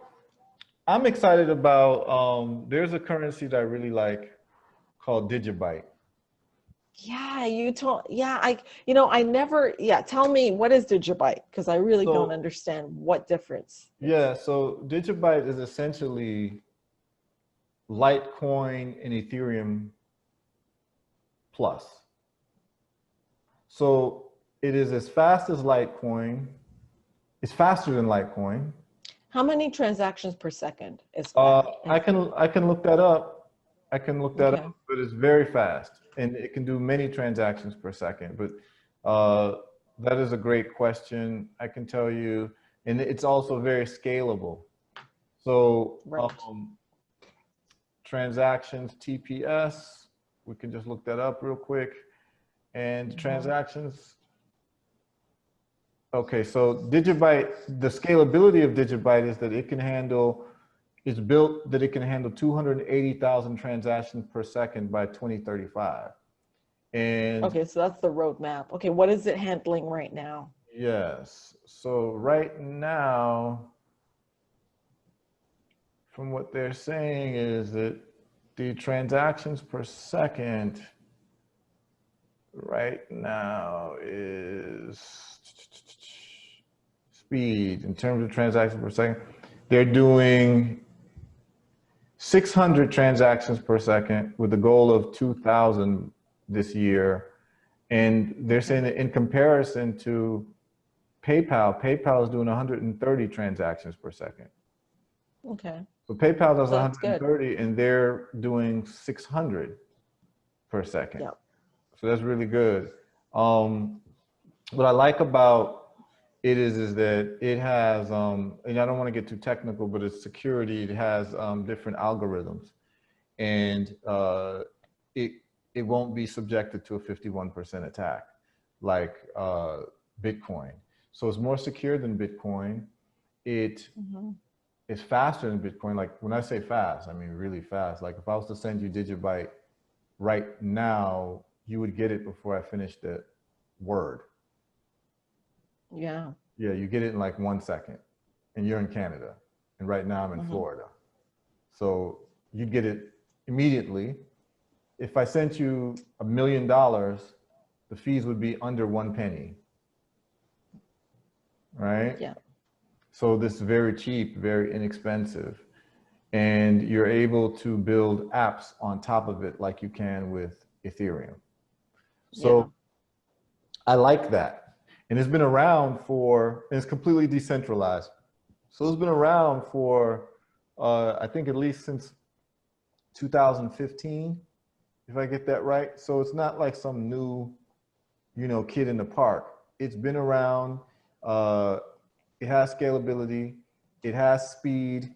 It has a great community. And, the price right now has been fluctuating. It's about 2 cents right now. And I just think that it has a lot of room for growth. But in terms of cryptocurrencies that I think have great use cases, and me being able to transact with it and use it as a transactional tool, I like it the best. On my website, on herbalresults.net, for the company that I own, I accept cryptocurrencies. And so do I. Yeah, so what I do like is that I prefer to receive Digibyte because it has really no fees for the people transferring the money, right? And then it has no fees for me to transfer it from, let's just say, my payment platform to my personal wallet or my business wallet. There's no fees. Whereas with Bitcoin, if I transfer $100, I may pay a couple dollars. You see what I'm saying? So I like that as a business owner. I'm looking for quick, painless transactions with minimal fees. So I like Digibyte. And if I don't have Digibyte, I would use Litecoin as my payment mechanism. There are others. I mean, it's just the only thing that Litecoin is a bit more ubiquitous, right? You can go to any exchange and get Litecoin. You can, it's out there along with Bitcoin. Bitcoin is more, I'm sure Square will probably add Litecoin at some point into their Cash App in terms of being able to use it. But, as a payment platform, Litecoin is a lot faster than Bitcoin. Ethereum is fast, but sometimes with Ethereum, you have to have what they call gas, which is some extra payments to be able to send your Ethereum, and it can get a little tricky if you don't understand the whole Etherscan setup. So I like Digibyte and I like Litecoin in terms of ease of use. I would use Litecoin if I can't get Digibyte. And I've used Litecoin to pay people. Interesting. When I've actually done it where I was in Africa, I need to pay somebody for some services, and I tried to do a bank wire. He didn't want to accept a bank wire because someone had hacked into his bank account. So he didn't want to do bank wires. Now, the problem was I was going to send the guy Cash App, the money through Cash App, but I couldn't because Cash App froze my account because I was overseas. Yeah, It was an that's IP the thing. address. Yeah, I didn't like that. Cash App is only the US right now. I know that they're going to launch in Canada. I don't know if they have yet, but we don't even have Cash App. We're next door. So Cash App is only US. Yeah, so that makes sense. Not only is it only US, if you're outside of the US, it's hard to do a Cash App transaction. I even used a VPN, and Cash App would not allow my money to be sent. So it's like I had to be in the United States to be able to use Cash App, even though I started my Cash App and have a US bank account, I was in Africa and I couldn't use Cash App. And that was very frustrating. And PayPal allows you to use it, but the guy didn't have PayPal. So we tried Venmo, it didn't work. And the only thing that we could do is I could send him Bitcoin, or I could send him Litecoin because he had, a Litecoin wallet. So we sent Litecoin, and I was able to send about $4,000 worth of value through Litecoin. He got it right away. So the cryptocurrencies, I mean, they have real world use cases. And, I think that this takes our conversation now into cryptocurrency for Africa, because we know that a lot of the African economy is based on remittances, right? Of people who live in the European countries, the United States or Canada, sending money over to family, friends, relatives, and all of that. So in your vision, what do you see in terms of cryptocurrency for Africa? Good question. It's going to take me back to Bitcoin, believe it or not. Yeah. So what I've noticed is that there are chains that are now that allow you to send Bitcoin on their chain. Okay, so Ethereum, I think they call it wrapped Bitcoin. Bitcoin wrapped on Ethereum is the term. And what they're doing is Binance is where I'm seeing it the most. Binance has its own token. Binance is a cryptocurrency exchange, and they have their own token, but they've built their own network, BNB. Yeah. And now you can actually, in fact, I think I wrote down the just to give you an example of the difference, okay? So if you were to send, this is just to tell you how crazy the fees are on Bitcoin, they're astronomical. So the fees on Bitcoin for sending, I think it was maybe $30. It wasn't even that much money. Was $5.36 for, that's the fee. Yeah, that's alone, ridiculous. Right? On Binance Smart Chain, because they have two chains, it was 6 cents, and then Binance Chain, it was 3 cents. So even that's even expensive, but still, just to kind of give you an idea that, excuse me, what I'm starting to see is that other coins or other blockchains, you can start sending Bitcoin on their chain as opposed to on the Bitcoin protocol. Ethereum is the same thing. I don't remember what the Ethereum price was. I think it was a little more than Binance, a little bit more in terms of the price. But like you mentioned, Ethereum is tricky when it comes to gas fees, because if you don't have enough gas, you're not going to be able to send it anyway. So you have to buy Ethereum in order to send, in order to use their chain. It's bizarre that way. Yeah. But yeah, so I think that you're going to see more of this. I actually think that what's going to happen in the space is that Bitcoin will be the reserve currency, and people are going to allow, like Digibyte, it wouldn't surprise me if they build a protocol of some kind or some sort of API or whatever Binance did and whatever Ethereum did, they allow people to send Bitcoin over Byte chain. And so the people who have Bytecoin, or whether it's a node, I don't know how you guys secure, how Digibyte secures the network if they're using nodes, but the nodes will be able to make money on the transaction fees, but they'll allow people to send Bitcoin over their network. Does that make sense? Yes, it does. I think that's very innovative.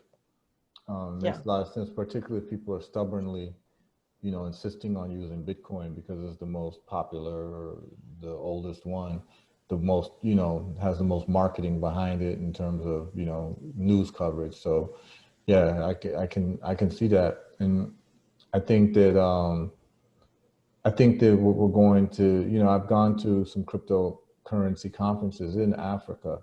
And what I want to ask you is that in your recruiting, are you seeing any cryptocurrency software programmers or companies that are trying to focus on doing things in Africa in any type of way? Yeah, that's a great question. So I think the most exciting thing that I'm seeing happening on the continent is the education of developers who were really interested in Bitcoin and other cryptocurrencies and blockchain, and they're learning how to code.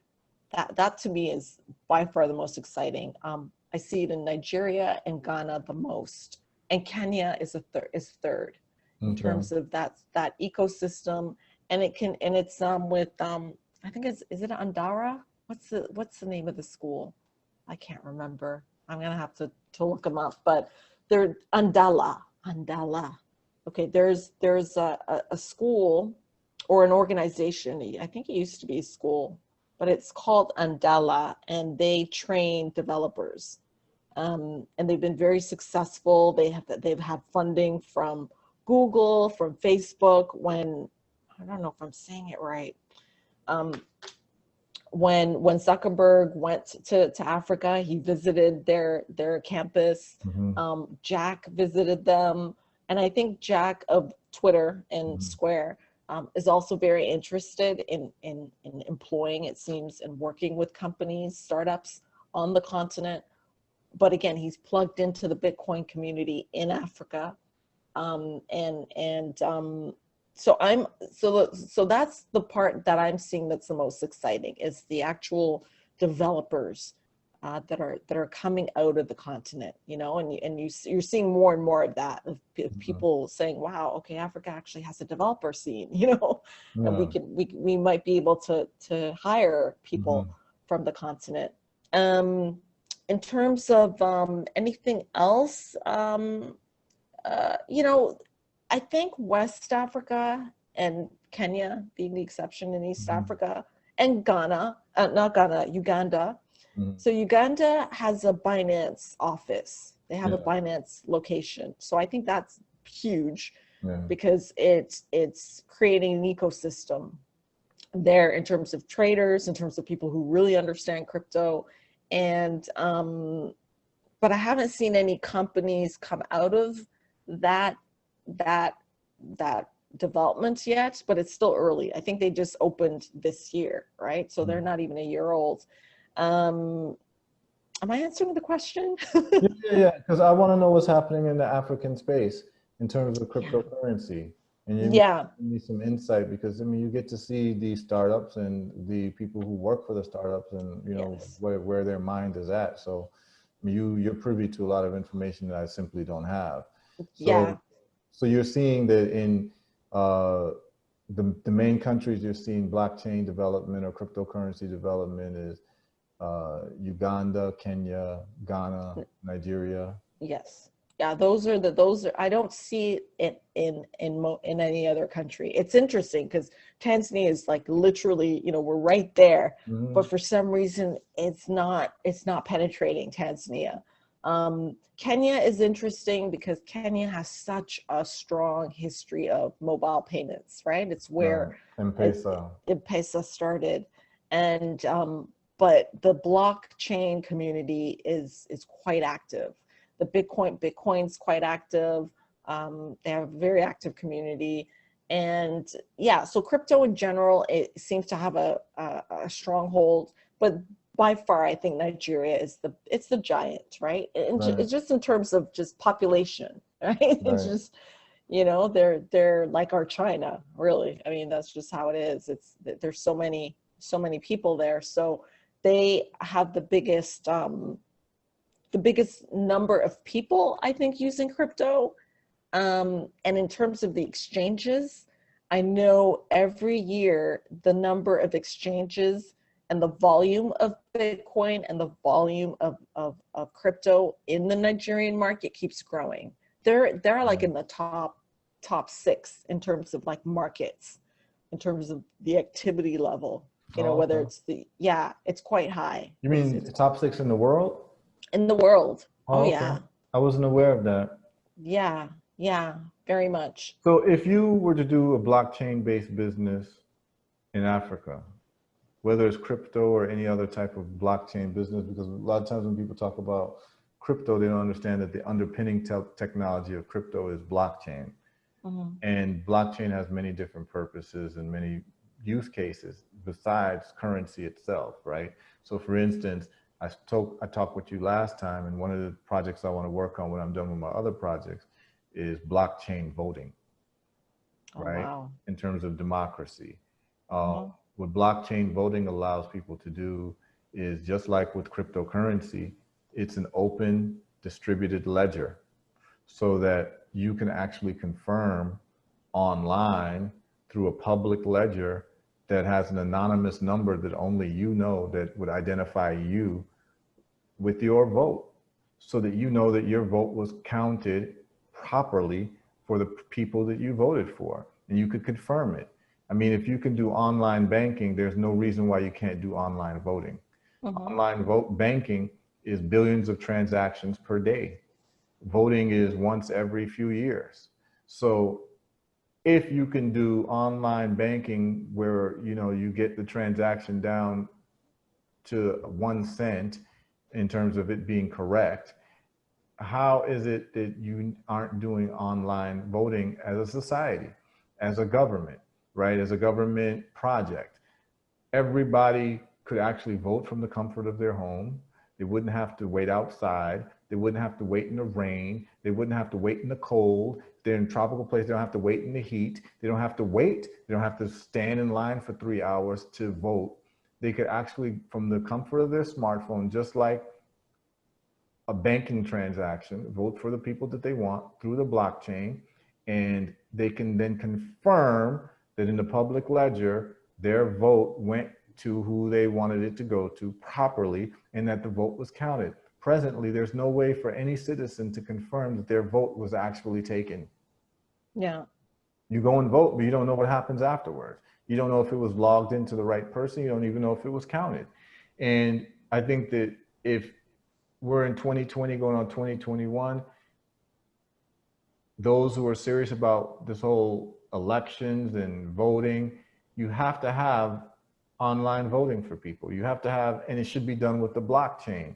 And that's what something that I would like to work on. And I think that if it can be perfected, is actually a package that can be sold to different governments. Yeah. You You know know? what's crazy Yeah. is that I think even 20 years from now, they are gonna just their minds will be blown that this is how we voted. Like people are not gonna believe it's gonna be so seen as so archaic. You know? It makes no sense. It makes no sense. It's like the only time that you can get money is if you stand in line to deposit a check, like what my father used to do in the 1980s. Like Yeah. stand in line at the bank to deposit a check. The bank didn't even have, they didn't even have the thing where you can wait out, like drive your car, drive through, and it, you The know, ATM. roll up. Yeah. Not even, no, not the ATM. This is before ATMs. You know, like they have the little plastic thing that you put the check in, and then the wind, the air sucks it up and takes it into the Ah. to the person who's banking, and they get the check and they fill it out and deposit it for you and everything, and send you your ID back through the thing. I don't know what that device is called, but I mean, it still exists in the States. You can see it Wow. in terms of sitting in your car and doing banking without going into the bank. But then they had the ATMs, and now you can, you know, do everything online. So what I'm saying is that this is a service that needs to be provided. And I think that anyone who's serious about software engineering, at some point, I would like to hire a team. I would like to form a company that that's where you're going to come in, because I'm going to need you Sure. to, you know, get these types of people for me to recruit to my company. And I'm going to see if I can get some venture capital to put together a team of people to have a voting platform that governments can just simply buy, that is Yeah. not hackable, that anyone who is a citizen can download the program, and then you can pick who it is that you're voting for. It gets logged into the system, and to make sure that nothing is hacked, you can actually go online to a public ledger online on the internet and say, you know, my identification number is 105682345512, and it shows that I voted for this person, that person, and that person. No one needs to know my number, but I can know the number, match it up, and I can see that it actually is the person that I voted for and the people I Well, voted for. And when there it are people working on it. yeah, I There are know. people working. I, Yeah, I for know sure. there has to be, and Yeah, I've read there about it, are. and they've deployed it in different places, but why it's not ubiquitous and why it's not used every single place Yeah. makes no sense. Not in Yeah. 2020. Yeah, you're absolutely right. Yeah, it doesn't make any sense. I think the people in power probably don't want it to be, it might be going against, their own interest. Who knows? I It don't know. definitely is going against their interest, but they're going to have to explain why you can do online banking and you can't do online voting. They're going to have to Yeah. explain that, and the population is going to come to their senses on that at some point. Mm-hmm. So, in terms of where you're at, if you were to start a business, and I know you have a lot of entrepreneurial blood flowing through you, what would you do in terms of crypto and blockchain in Africa, if anything at all? If you were to start your own business, or would you just Yeah. do recruiting like what you're doing now, because Africa could use, some recruiting as well, or at least funding to start up some businesses around blockchain? What do you? First of all, what I'm gonna talk about is not financial advice. Okay, I'm not a financial advisor, and these are just my own opinions. So Great. take them with a grain of salt. Yep. I think that banking globally, all over the world, not just in Africa, is highly flawed. Yeah. And I think that crypto gives people an opportunity at an alternative form of banking, because I think if you really look at the way the currencies are structured and the technology, they are banks. They allow you to become your own bank, right? Mm-hmm. So Your microphone just went out. 1 second, your microphone went out, and okay. No, the microphone went out, and yeah. okay, your mic is back and the video's back. Yeah. Okay. First, You're talking about the banking. yes. So if I were in any African country right now, I would look at cryptos and think of them as banks, because I think that's what they are. They're going to replace banks, and that's the goal. So with Bitcoin, you're able to, and other cryptocurrencies, you can build products and you can build services on top of them. And maybe you can talk about Digibyte. If you talk about it building, you can use smart contracts, right? The way Mm-hmm. Ethereum uses them. So I'll give you an example of what I'm going to be doing apart from my fintech recruiting business. I have another business called Stackture. And Stackture, what we do at Stackture is we're working within the block stack or the Stacks ecosystem. And we are staking, because Stacks is a proof of stake. Okay, and what that means is instead of using machines to power the blockchain and mint new tokens, we use a portion or a block of tokens, and those tokens replace the machines. But what's interesting about Stacks is Stacks uses or pays our users Bitcoin. So we're actually using two currencies in our ecosystem. We use the Stacks token and we use Bitcoin. So we actually pay people Satoshis for helping us secure the network. So let me explain the different players, because I think it's confusing when people first look at the Stacks ecosystem. They think, what is this? Okay. In Bitcoin, you can download a full node, and the full node helps secure the Bitcoin network. But not only that, you don't have to use a third-party explorer, right? So most times, if you don't have a full node, Bitcoin node, you have to go to a blockchain explorer to check the transaction. So you got to put in your address, make sure, okay, this is how many fees that I was charged, and you have to make sure, you have to check to make sure that your Bitcoin went to the person's address. If you run a full node, you don't need to do that. You can do it yourself. You can verify the transactions yourself.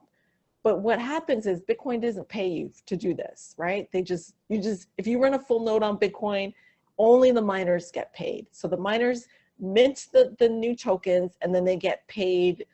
I think I don't know how many Bitcoins it is now. It's like 6.25 Bitcoin that they get paid. but they don't share that with the nodes. In Stacks, we I think decided it's 6.25 Satoshis. 6.25 Bitcoin that they get, the For a miners. full block? For But yeah. 6.25 Bitcoin would be like, that'd be $80,000. Yeah, they get $80,000. Yeah, the miners, the Bitcoin miners, the Really? yeah, mining is big bucks. Yeah, 6.25. Okay, Yeah. I gotta sit down and do those calculations. But Yeah, they get, so miners are rich in Bitcoin, and with, they spend a lot of money on their mining rigs, right? Yeah. It's a lot of money. So yes, they get 6 point if you win the mining round, right? So with Stacks, what we've decided to do is, in order to, you also, if you own Stacks and you're helping to secure the network, you'll also get paid in Satoshis though, right? You'll get paid. And for people to know, Satoshis is The smallest unit the of smallest Bitcoin. unit of Bitcoin. So it's like, Yes. 0.000 something of Bitcoin, like of whatever the price of Bitcoin is. So that's what Yeah.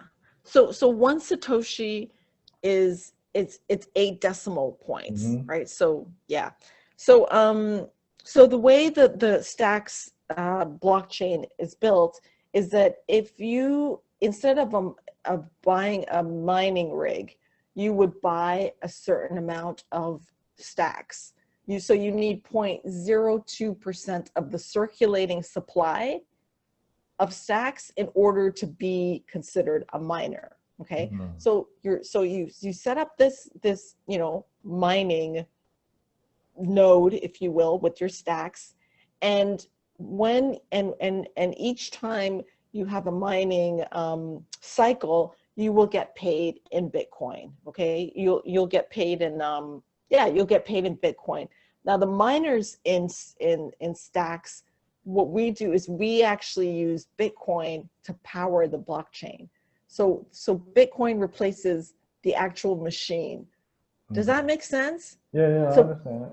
Yeah, so Bitcoin replaces the machine, and so Stacks Because has that's like proof of stake, not proof of work. yes, it's proof, exactly, it's proof of stake. But what to me, the brilliance of the Stacks ecosystem is that they're balancing it out. So you have stackers on one side, right? The people who were helping secure the blockchain, and then you have miners on the other side. The miners use Bitcoin because for them, Bitcoin is like electricity. Because the underlying Bitcoin chain, Bitcoin is using machines. So Stacks is saying, okay, you know what? We're not going to use machines. We're going to use Bitcoin to power our ecosystem. And so Bitcoin becomes the burn chain. They call it the burn chain. What's being burnt, instead of just burning it, the Bitcoin, the stack miners are transferring the Bitcoin to the nodes. So Bitcoin it's a recycling program, right? Where the value is recycled within the ecosystem. So the more miners you have that are burning Bitcoin or transferring Bitcoin, the more chances you have of accumulating Satoshis on this side of the equation. So it's this. And at the same time, it increases the price of Bitcoin because of the velocity of the movement of Bitcoin. I think that we lost our camera and our sound connection. I think that that's probably an internet faux pas that's going on right now. But basically, she's explaining. No. Okay. Yeah. We're back. I think we got held up again. Basically, she's explaining the difference between the concept of proof of work and proof of stake, which is different modalities of mining for cryptocurrencies, right? So Bitcoin started with, I was just explaining to people what the concept of what you were saying was, basically explaining the difference between proof of work and proof of stake, where Bitcoin started with proof of work, which necessitated people to have mining rigs that eat up a lot of electricity. And so part of your capital expenditure cost to become a miner was trying to find the cheapest electricity possible, because you're going to be using a lot of electricity because you're letting it run 24 hours a day so you can accumulate Bitcoin. And the only reason why you're doing it is because you think that the price of Bitcoin is going to go up, because there's a fixed number of Bitcoin. And as Bitcoin is taken up over time, it becomes more scarce because no more Bitcoin is being printed. It's a fixed number of Bitcoin. And so the basic law of economics is that if you have something that is in demand, but there's a little bit of it, the price goes up. If you have something that is in demand and there's a lot of it, the price goes down. So the thing with Bitcoin is that over time, the price will go up because the amount is fixed and you're going to be running out of Bitcoin. And so there's going to be more pressure on people to get Bitcoin, which takes the bidding price of Bitcoin up. And that's how the price of something actually increases. And so she was explaining to you another mechanism of mining called proof of stake. And so that's what she's involved with this particular Stacks platform. So that I just wanted to explain that to people. Beautiful. Yeah, thank you. That was a very, very good explanation. So what makes Stacks a little different is that instead of paying the people who are staking in Stacks tokens, we actually pay them in Bitcoin. So we've chosen to reward people for stacking in BTC. Okay. However, which the miners, which will take up the price of Bitcoin. It'll actually make Bitcoin even more valuable. Yes, it'll make it more valuable, but we're hoping it will also make Stacks more valuable, because what Stacks is, because you need the Stacks in order to stake them to get Bitcoin. And the psychology, and I think you can maybe attest to this, most people want a whole coin, right? So when people see $13,000 for one Bitcoin, you could tell them you only need a fraction of that. You can buy fractions of the Bitcoin, but psychologically people want a whole coin. They don't want 0.002, right? Even though that's like $800. Yeah, that's why companies do stock splits. Yes. Right? Yes, exactly. Yeah. So we're hoping that people will think, oh, okay, I can own 1,000 stacks and still get Bitcoin. Right. And so there's that psychology. So they'll buy 1,000 stacks, they'll stake it, they'll get the Bitcoin, right, with each cycle. And on the other hand, the miners, we put up Bitcoin in order to transfer them to the people that are staking the Stacks token. But we also get paid back in Stacks. So it's this sort of loop. Okay, so your relationship with Stacks is what? I am what they call a validator. Okay, that's kind of the term in the industry, right? So I'm going to be, I have a certain number of stacks, because you have to have 0.02% of the circulating supply, but not everybody has that.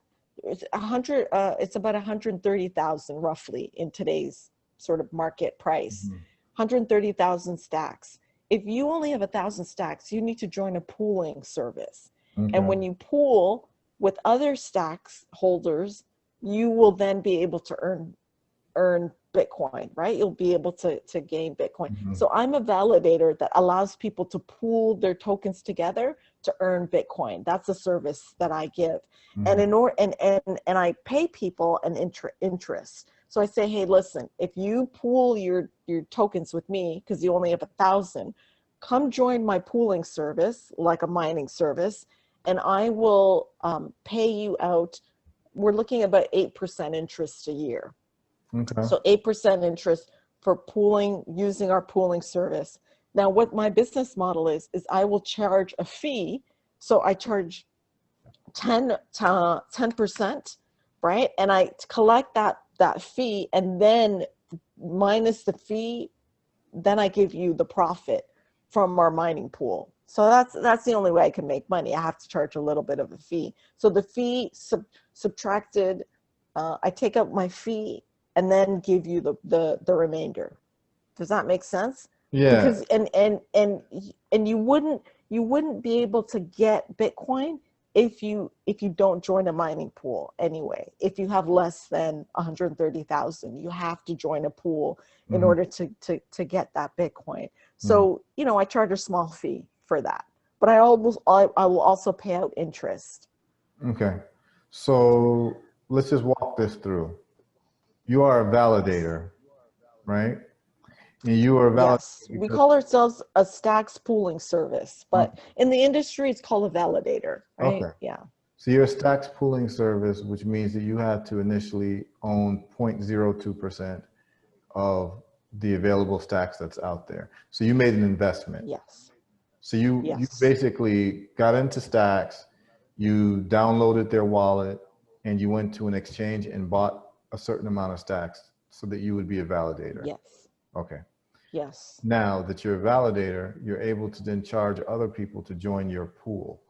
It allows you to have a pool of miners that are doing proof of stake work, right? Pool of, well, technically, okay, on this side of the equation, because it's sort of an equation, I'm actually, I'm a node that's helping to secure the blockchain. I'm not a miner. The miners are a little different. Okay, The so staking explain to our nodes, people what a node is. okay, so a node is a computer. Really, that's what a node is. Okay, so node is a computer that does either two things. They're either mining and minting tokens. Okay, and those nodes, we call them miners.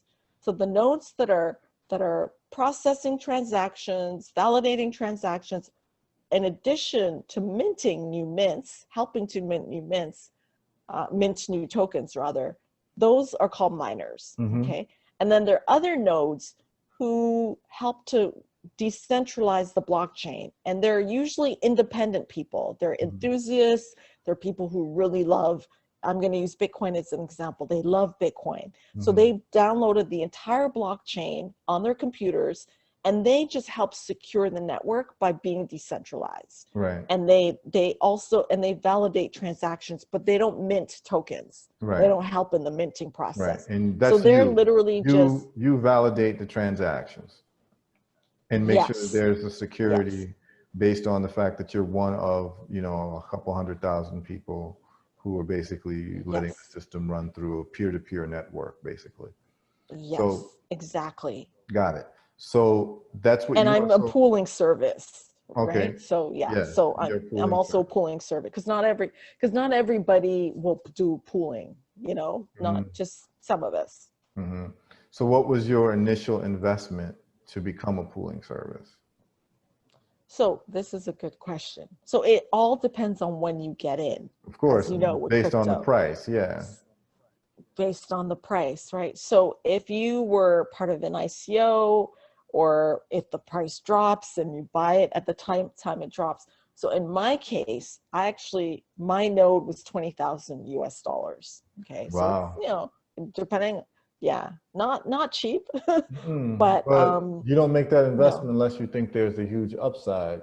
So yes, what are yes. we looking at in terms of what you're seeing? The, you know, worst case scenario is that the cryptocurrency dies, but in terms of what you're seeing, you put 20,000 in for a reason. What type of returns are you kind of anticipating from, you know, good to bad, good to, like, you know, to great? Yeah, yeah. I mean, definitely double digits. Well, obviously double digits, but even more so. I mean, I think, you know, I see us in the first 2 years. I think it's going to just be building, right? But after a sort of our 2 year mark, I mean, well into the 1,000% mark, I see. Now, this is obviously forward looking. Of course, Not a financial advisor, no, but yeah. I see, yeah, but I see huge, and the reason I see huge is because I think these are the new banks. I think people are going to look at nodes the same way they look at Cash App, right? You're going to have a node, and most of these nodes will have wallet interfaces. and wallets are going to be the new bank account in my you know, yeah, I think wallets are the new bank accounts. And so if we build a good enough wallet interface with our node and Bitcoin, people start accumulating Bitcoin, we can, I think, and like other people that are accumulating Bitcoin can provide full reserve banking, which is part of Satoshi's vision. And what do I mean by full reserve banking? It means that Bitcoin is a reserve currency, and you can start lending you can start lending people money. You can start, and again, this is all you know, something that Satoshi spoke about. Right. He wasn't against banking per se. I actually wrote an article. Satoshi was not against banking. What he was against was reserve banking. Okay. Fractional reserve banking. Let's stop there for a second and let people know who Satoshi is. Yes. Okay. So Satoshi Nakamoto is a pseudonym that the person who invented Bitcoin, or a group, we don't know if it's a man, woman, I think it's a man, but whatever. Or a group of people, right, who wrote the Bitcoin white paper and invented the protocol that we now use in Bitcoin. He disappeared. He just left. He said, you know, here's the protocol, here's the code, here's the white paper. And the reason he did it is because of the financial crash. So when we had the financial crash, he actually uploaded in 2008, he uploaded the front page of I think it was the Daily Mail, but some newspaper in England, who said another bailout for the banks. And so he uploaded that on the first Genesis block. And it was pretty much a rallying cry to say enough is enough. Like, we need a new financial system. We can't just keep bailing banks out for gambling and losing the house money, right? Because that's pretty much what we're doing. Right. So he was really against this system of fractional reserve banking. And for those of you who are unfamiliar with fractional reserve banking, it's banks do not give money one-to-one. So for example, if you go to the bank, you take out a loan, or you deposit your money, for example, let's use deposits. That's even more kind of terrifying. So let's say you deposit $10,000 in the bank, right? And everybody else has their money in the bank. What if one day everyone decided they wanted to take their money out at the same time? There wouldn't be enough money. That's what they call a run on the bank. Run on the bank. And that's because banks do not have to have the same value of money in reserve that they are lending or that they are giving out, which is insane, right? So in other words, they're making, when you go for a loan, they're literally creating money out of thin air, which should infuriate people, because they're charging you interest on money that never existed. Like, let that sink in. I mean, when I first learned about this, I just couldn't believe it. I was like, how is this fair? It's just unfair, everything about it, right? So, and credit cards, the whole system is built on this money just created out of thin air that you have to pay back with interest. I mean, it's beyond insane. So with these type of new systems that we're seeing, and what I hope to be a part of, knock on wood, it all goes well, is that we can offer the same services that banks offer. And there's nothing wrong with making money. You can charge interest. It's not an issue, but you should have that. You shouldn't be making it out of thin air. Your interest should be based on just a service fee, if you will, right? But you should be making that money out of thin air. It should be one-to-one. So if you came back to me and said, listen, I want all of my money, and everybody else came back to me and said, I want all of my money, I would literally have the same amount, right? It would be what they call full reserve banking, which is how banking used to be, right? People had gold and deposited, they got little pieces of paper, and then if they went and wanted their gold, they would get their gold back. And that's what we're trying to do with stacks and, you know, people who our Bitcoiners also want to do that. But I think, and this might be a little bit dystopian, but I actually think we might get hijacked by the banks, and they will start offering Bitcoin directly, but they'll start using it as a fractional reserve Bitcoin. I think that could happen. And if Bitcoiners and people in crypto are not vigilant, we might get hijacked. Okay, so the Stacks cryptocurrency, I'm trying to look for it now. Is it under the Block Stack? STX? It's STX Block Stack. Yeah, they're two. Okay. You'll notice they're two STX. We're the Block Stack. Okay. Yeah, STX. there's an STK and an STX. So you're STX. Yeah, we're STX. Yeah. Okay. So are you like, you're associated with the founders of Stacks, or? Good question. So what's happening right now is we have not launched our main net.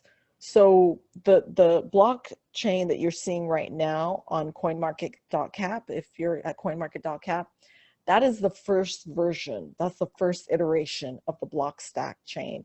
Okay. We're actually going to be launching. I'm on Blockstack, blog.blockstack.org. Yeah. Okay. So that's the company. That's the same company. Okay. So right now we're building a version 2 that hasn't launched yet. So my services have not launched yet. We're still in testnet, right? So once we launch the mainnet, that's when our services will launch with the mainnet.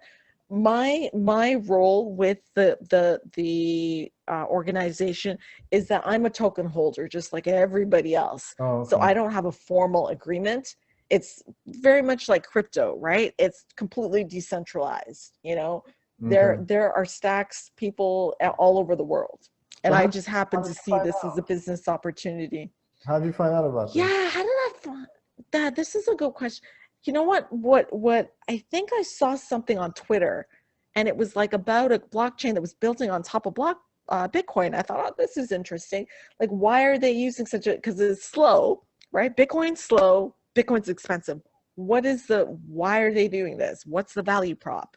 You know, I was curious. And then when I dug a bit deeper, they're not trying to compete with the currency, with the people who are using crypto as like trying to transactions daily, right? Mm-hmm. They're looking at it as a platform that will eventually be a reserve in terms of like a reserve, but not only a reserve currency that other ecosystem can build on top of it, but they're building privacy and digital identity rights applications. And that fascinated me because I was like, this is a problem. I think people don't realize how big of a problem digital identity and privacy is. You know, we're heading into a world where people have deep fake voices. Soon we'll have deep fake videos. And what you're going to have, and this is every woman's nightmare, is there going to be some woman who your face is on top of, is transposed, and you're completely naked doing crazy things, and it's not you. Right. So how are we going to navigate this world of fake identities, fake videos, fake voice, fake everywhere, right? How are we going to navigate this? Nobody's really talking about this. And these guys are building applications that are looking at, okay, how do we get people to retake the internet? It's actually, their motto is building a user-owned internet. Okay. I thought this is interesting. Yeah, I'm definitely going to check them out. I'm going to check them out and see what they're doing. If you're so excited about them, I'd like to see yes, you know, the details of what they're doing. And it's always good to get into these types of things early, you know. Yeah, the early adopters. And we're still very early.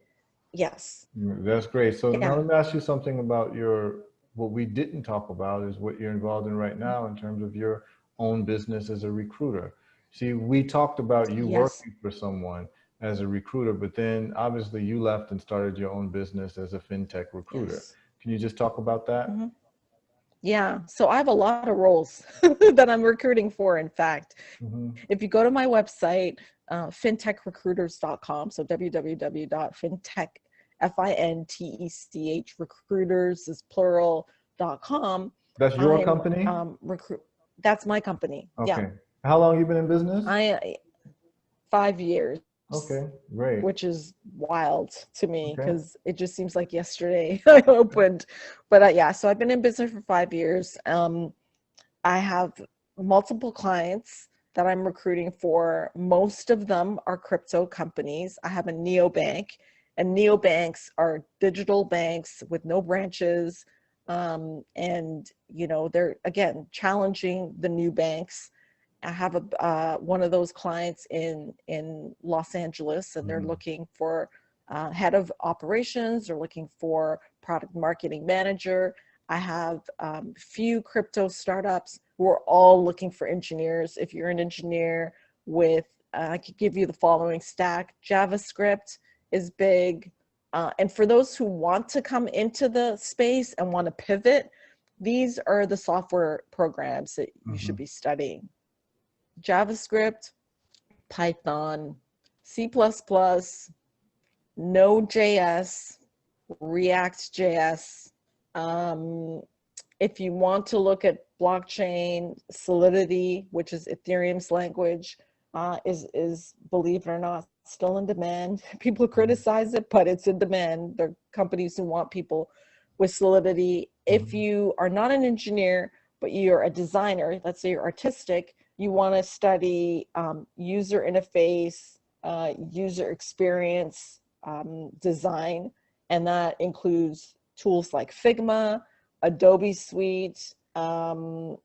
It would be helpful if you have JavaScript, HTML5, obviously HTML, and CSS. Okay, Okay. so for people on the design side, for people who are into business development, again, that's a little trickier. They tend to want very specific people. So people like if you have capital markets experience, if you Mhm. have, you know, very specific financial information, it's hard to get into business development if you're not coming from a traditional, you know, financial type background. Mhm. Um, but the opportunities right now are engineers, hands down. Software Okay. engineers are in huge demand. And what's interesting is many of these companies will just give you a coding test. They don't even care if you have a degree anymore. It's Right. like, how They good just are want to know you at what you can coding? do. Yeah. We want to know what you can do. Also, GitHub. If you have a GitHub account, you have to make sure that it has a substantial amount of, you know, good code, because most of my founders, the founders that I work with, will just ask me, Nako, just send me the GitHub account, and I'll just look. They'll look at your code. They'll look at what projects you're contributing to, and if it's good, then you get the first phone call. Mm. So, you know, a lot of people want to know, how do I get into the space? Look at all of the open source projects, because this is an open source community and they Right. value people who contribute. So Digibyte, for example, they probably have a GitHub account. Right. Look at if you're, you know, look at the repos and start contributing to those repos.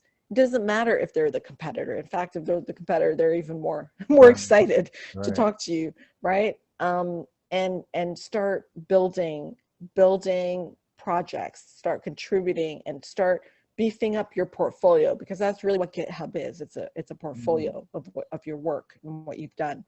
Um, yeah, yeah. So I'm always looking for engineers, you know, What type of income and are these engineers commanding? very good, very good question. So between 100 to about 200,000, 100,000 USD to Mm-hmm. 200,000, depending on your experience, plus equity. They're all equity positions. Everything I have listed on my website is equity. There's Mm-hmm. equity, plus tokens.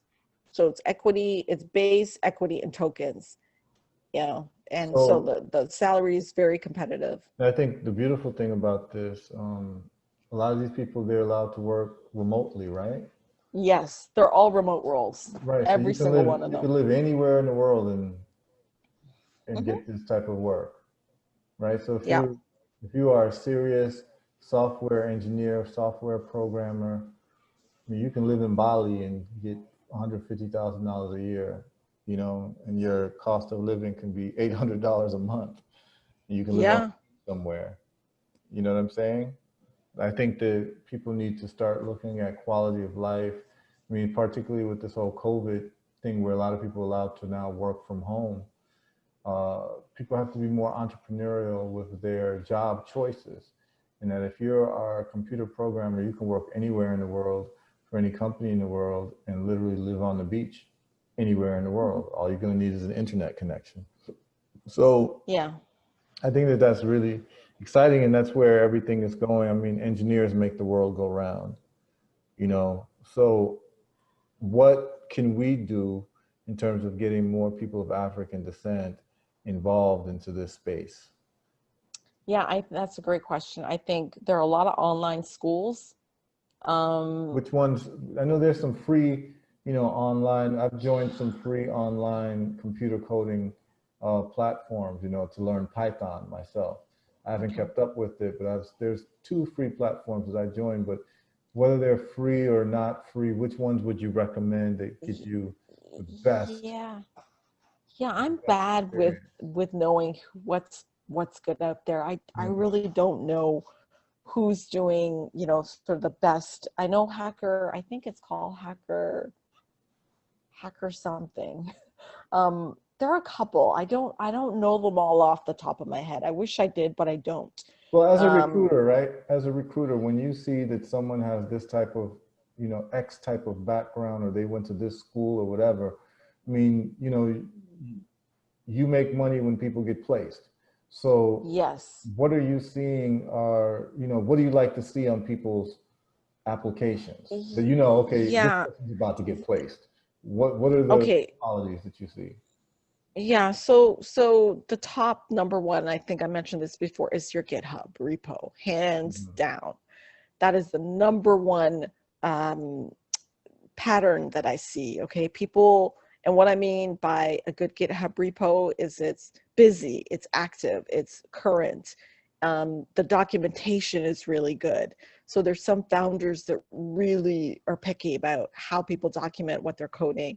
Mm-hmm. And then obviously there's schools that still, people are impressed, right? If you're from MIT, you're going to get an interview. If you're from any of the sort of Ivy League schools, whether it's Stanford or Yale or any of those, and Mm-hmm. even Caltech, obviously, like the heavy computer, Carnegie Mellon, those schools, people do notice, right? The founders are like, oh, okay, this is person's from Caltech. Yeah, of course we'll interview them, you know.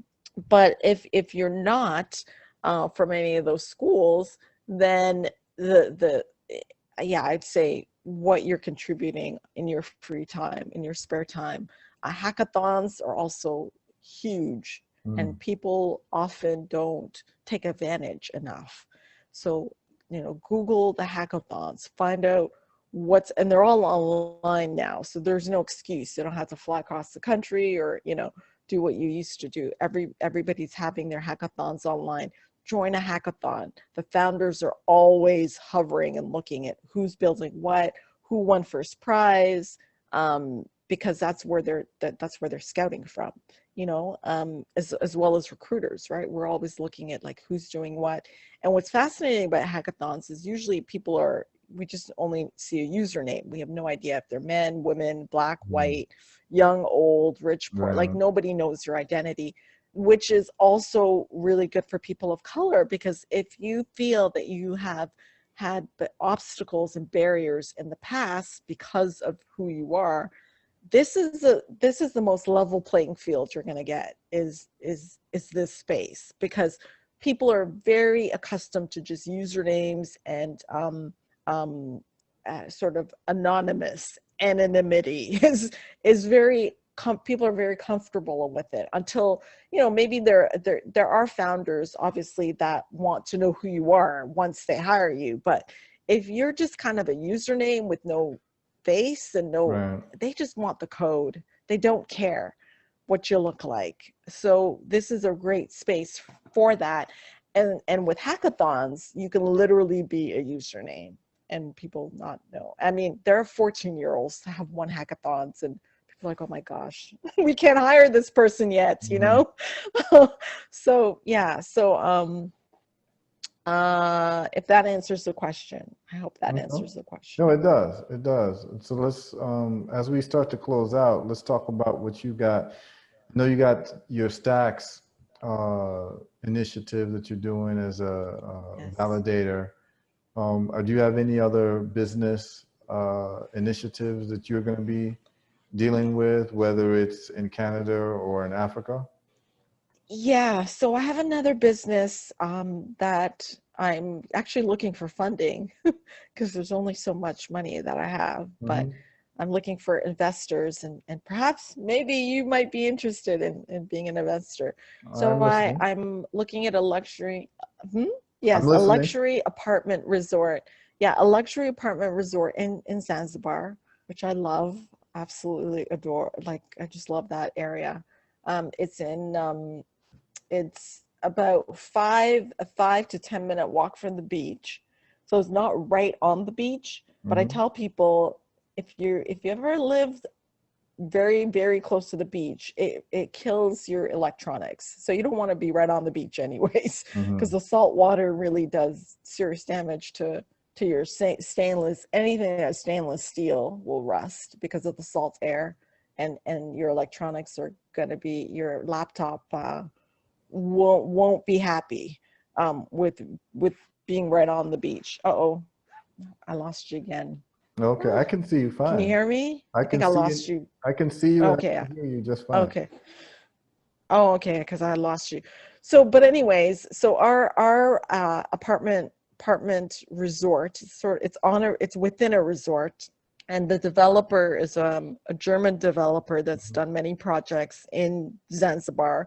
So he's very well known with the local politicians, local community. In fact, he's a German guy that grew up in Tanzania because his father was a diplomat.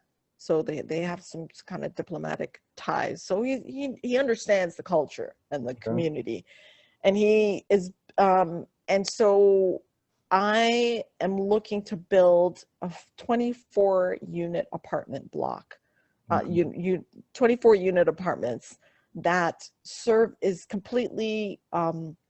I'm building it for people, Africans in the diaspora and around, and entrepreneurs who are digital nomads. So it's really, I want to build it for people who are going to be sort of coming in and out, maybe spend 3 months, 4 months, but I mean, want to. that's your clientele. Yes, Yeah, the that's my people that you're clientele. recruiting, you tell them, hey, listen, go ahead and live in Zanzibar for a couple months. You got a place where you can go. Yep, that's exactly it. And I work with a lot. It's funny, I work with a lot of Russian developers because they tend to really be in this space, um, and they are, a lot of them are in Thailand. Like, Thailand's a big place for them. So I'm like, would you go to Zanzibar? They're like, yeah. And here's the thing, I will accept crypto. That's my other key difference. I will gladly accept crypto at a premium because I'll charge people a little extra to accept it, just so that I can, in terms of the currency fluctuations. So I can send you the proposal. Yeah, It's please do. 1.6 million, so it's not cheap. 1.6 million per investor? No, just that's the building is 1.6 million. Can you believe it? USD. That's very cheap. I know, right? It's because cost of labor is very cheap, right? Yeah. So, yeah, I would like to look at it. You're familiar with Fumba Town in Zanzibar? Yes, that's who built. Okay, they have a development in Fumba Town. That's how small this world is. The developer built a project in Fumba Town. He's in Fumba Town, literally, his office. So is the developer, is he an architect or he hires architects? Yes, both. They have an architect on staff as well as a developer. So they do everything. It's like a 360 shop. So Okay. they're actually having the architect, he's Tanzanian, the architect who they have hired, and the architect is designing our apartments. Very Like, interesting. I Well, mean, I can tell you yeah. this. I don't think you're aware of this, but I started a construction company in Africa last October. And Where in Ghana? yeah, in Ghana, but we're able to do it wherever in Africa. And Really? so, yeah. So, Oh my God. I'm so excited. the first project that we did was a water catchment system. And what that is this. In the Caribbean, in St. Thomas, where I was living in the Virgin Islands, all the houses there have what you call cisterns. Yeah. And what that is Hmm. that's an underground concrete water tank that is hooked up to your gutter system to catch rainfall, to catch all of the water that is wasted coming off of your roof. So you have a gutter system, you have piping, and then you have like um, this underground tank that can hold 40, 50, 60, 30,000 gallons of water. Yeah, And I saw that on your Facebook. Yeah, I remember yes, so we that. did Yeah. that. And what that is that the house now is completely water independent. You never have to pay for water. You never have to worry about water shortages because we get great rainfall in Africa, particularly southern Saharan uh, Africa, sub-Saharan Africa. We get great rainfall, and that's east and west. And one day's rainfall can fill the cistern from empty. And so we did a 45,000 gallon tank, and if the house uses 100 gallons of water a day, you've got 450 days of water without any need for rainfall. So 450 days of water is like a year and 3 months. So Wow. so imagine having water, free water, for a year and 3 months. And the Yeah. construction cost to build it was the same. It was cheaper than the cost to buy 45,000 gallons of water. So I got to connect you then. I got to set up a conference call. Yeah, so like you see, so for your apartment, I don't know what the water situation is in Zanzibar, right?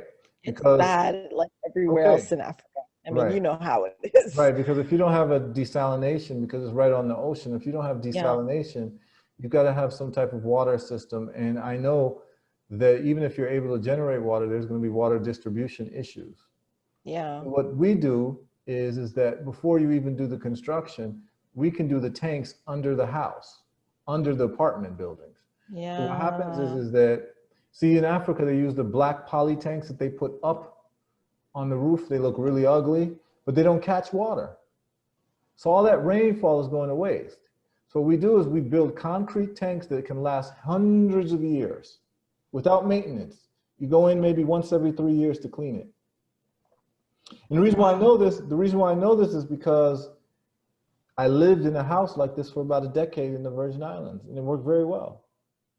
And you filter the water, you pump it out, you can pump it out with solar pumps, and you would have like a car battery to pump your solar pump, to power your solar pump. And then when it's sunny, it charges the battery again. And then you have a filtration system, so the water that comes out is literally cleaner than bottled water you buy from the store. Interesting. Yeah. So it's a complete water solution for Africa. And I was shocked and surprised that this isn't done mandatorily in Africa. See, in the Virgin Yeah. Islands, every new house that's built must have a cistern because they didn't have the money for capital expenditure, to pipe water to everyone's house, where most of the houses are in the mountains. Hmm. Very Hmm. expensive to dig pipes all the way to the mountains, all over Interesting. the island. So basically, you're your own water producer.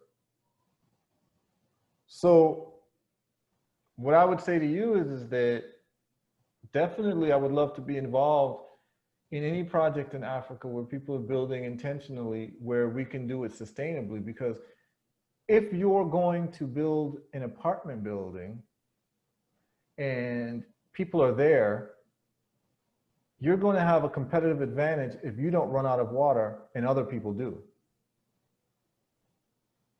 Yeah, and water is a big issue with an island because It's Zanzibar is fundamental. an island. Yeah, It's it's an fundamental. island. It's fundamental. And if you don't have any type of reverse osmosis system, which would have a desalination unit because it's on the ocean, your source of water, you're going to have to try to get it from rivers or some type of underground aqueducts that you have to tap into. But if you have a cistern that's built with the house, so basically it's like you're building a basement. Yeah, yeah. I've seen them. I've seen the Yeah. cistern. Yeah, So if you plan properly and you build this properly, your tenants or the people who might buy the place as a condo or whatever will never have water issues. Which yeah, means that the resale value or even the sale value will probably be double in terms of the value of a house that doesn't have water. yeah, So with the purchase price of the apartment or the rental price, people are getting free water without water interruption. Because in yeah, Africa, because of these systems that people haven't developed, sometimes you have to wait for water trucks to come in yeah, until you yeah. can have water in your house if you don't have a good municipal system. So the whole water cistern thing, I got tired of complaining about it and said, let me just start a construction company. So we'll be building homes, but our first project is we successfully did a cistern project for a residential home. So, I mean, that's something you should consider, that even if you don't use my construction company, you should demand that that's done. Yeah, that's a really good. And the developer is very much into permaculture and sustainable Great. ecosystem. Yeah, so he'll love this. He will love it. Yeah, I mean, I would love to see the plan and, Yes. I mean, 1.5 million is what is needed. Do you already have the land secured? Well, here's the thing. It's the developer is leasing it. It's a 100-year lease. It's one of Got those it. lease deals. Got it. So So it's not a, the developer has the land. So what is your role in the project? You would be owning the apartments, yeah, I'd own the or apartment. you're an equity partner? I would own the apartment Okay, and you would have own it. all of the revenue coming from it. So, 'cause something like a master lease, kind of like a master lease agreement, Okay. same sort of thing. And you would pay him for the land? No, I'm not actually paying. I'm buying the actual, like I'm paying him to build it, right? I'm paying him to build the actual apartment. And then I would get the revenue generated from whatever the rental income and whatever I can rent it for. Because I see them as rentals. I'm not going to sell them. It's not a resale type of deal. I want it to be like an Okay. Airbnb. So that 1.6 million includes the land and everything. Yeah, yeah. Okay, got it, got it, got it. So he's the landowner, but he's also a property developer. Yes. And basically he's saying, listen, if you want to get this land, we can put an apartment building up here where you can generate revenue Yeah. from this, because I happen to do development as well. Yeah, Okay, exactly. got it. I understand the business proposition. So you need basically the capital, 1.6 million, to be able to do this. Yeah. Yeah, exactly. Okay. And are you looking for equity partners or are you looking for debt? Good question, man. I didn't want all of it to be equity. I wanted some equity and then some debt. So I was looking for equity in the beginning and then see if I can get some banking, like project financing, and have it as debt, right? Because I think we can easily repay the bank back in like 5 years, for example, and then just collect, continue to for years to come to just keep collecting on the actual investment. Right. I think So that, like half equity, half equity, half debt, okay. So then you're looking about $800,000 in debt. something like So that. yeah, it couldn't be with the Tanzanian bank. See, this is it. What do you mean it couldn't be? Because of the interest rates are 20, crazy, right? 22%. They are, but my brother connected me with a guy at a bank and he's like, my brother's like, you might be able to get 8%. You might.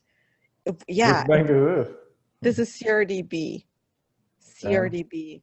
So if I am, and I'm actually in the process of writing up a proposal, sending my spreadsheet to give him the project financing. Like, this is if if you lend us this money, and they have amazing rates for Tanzanians.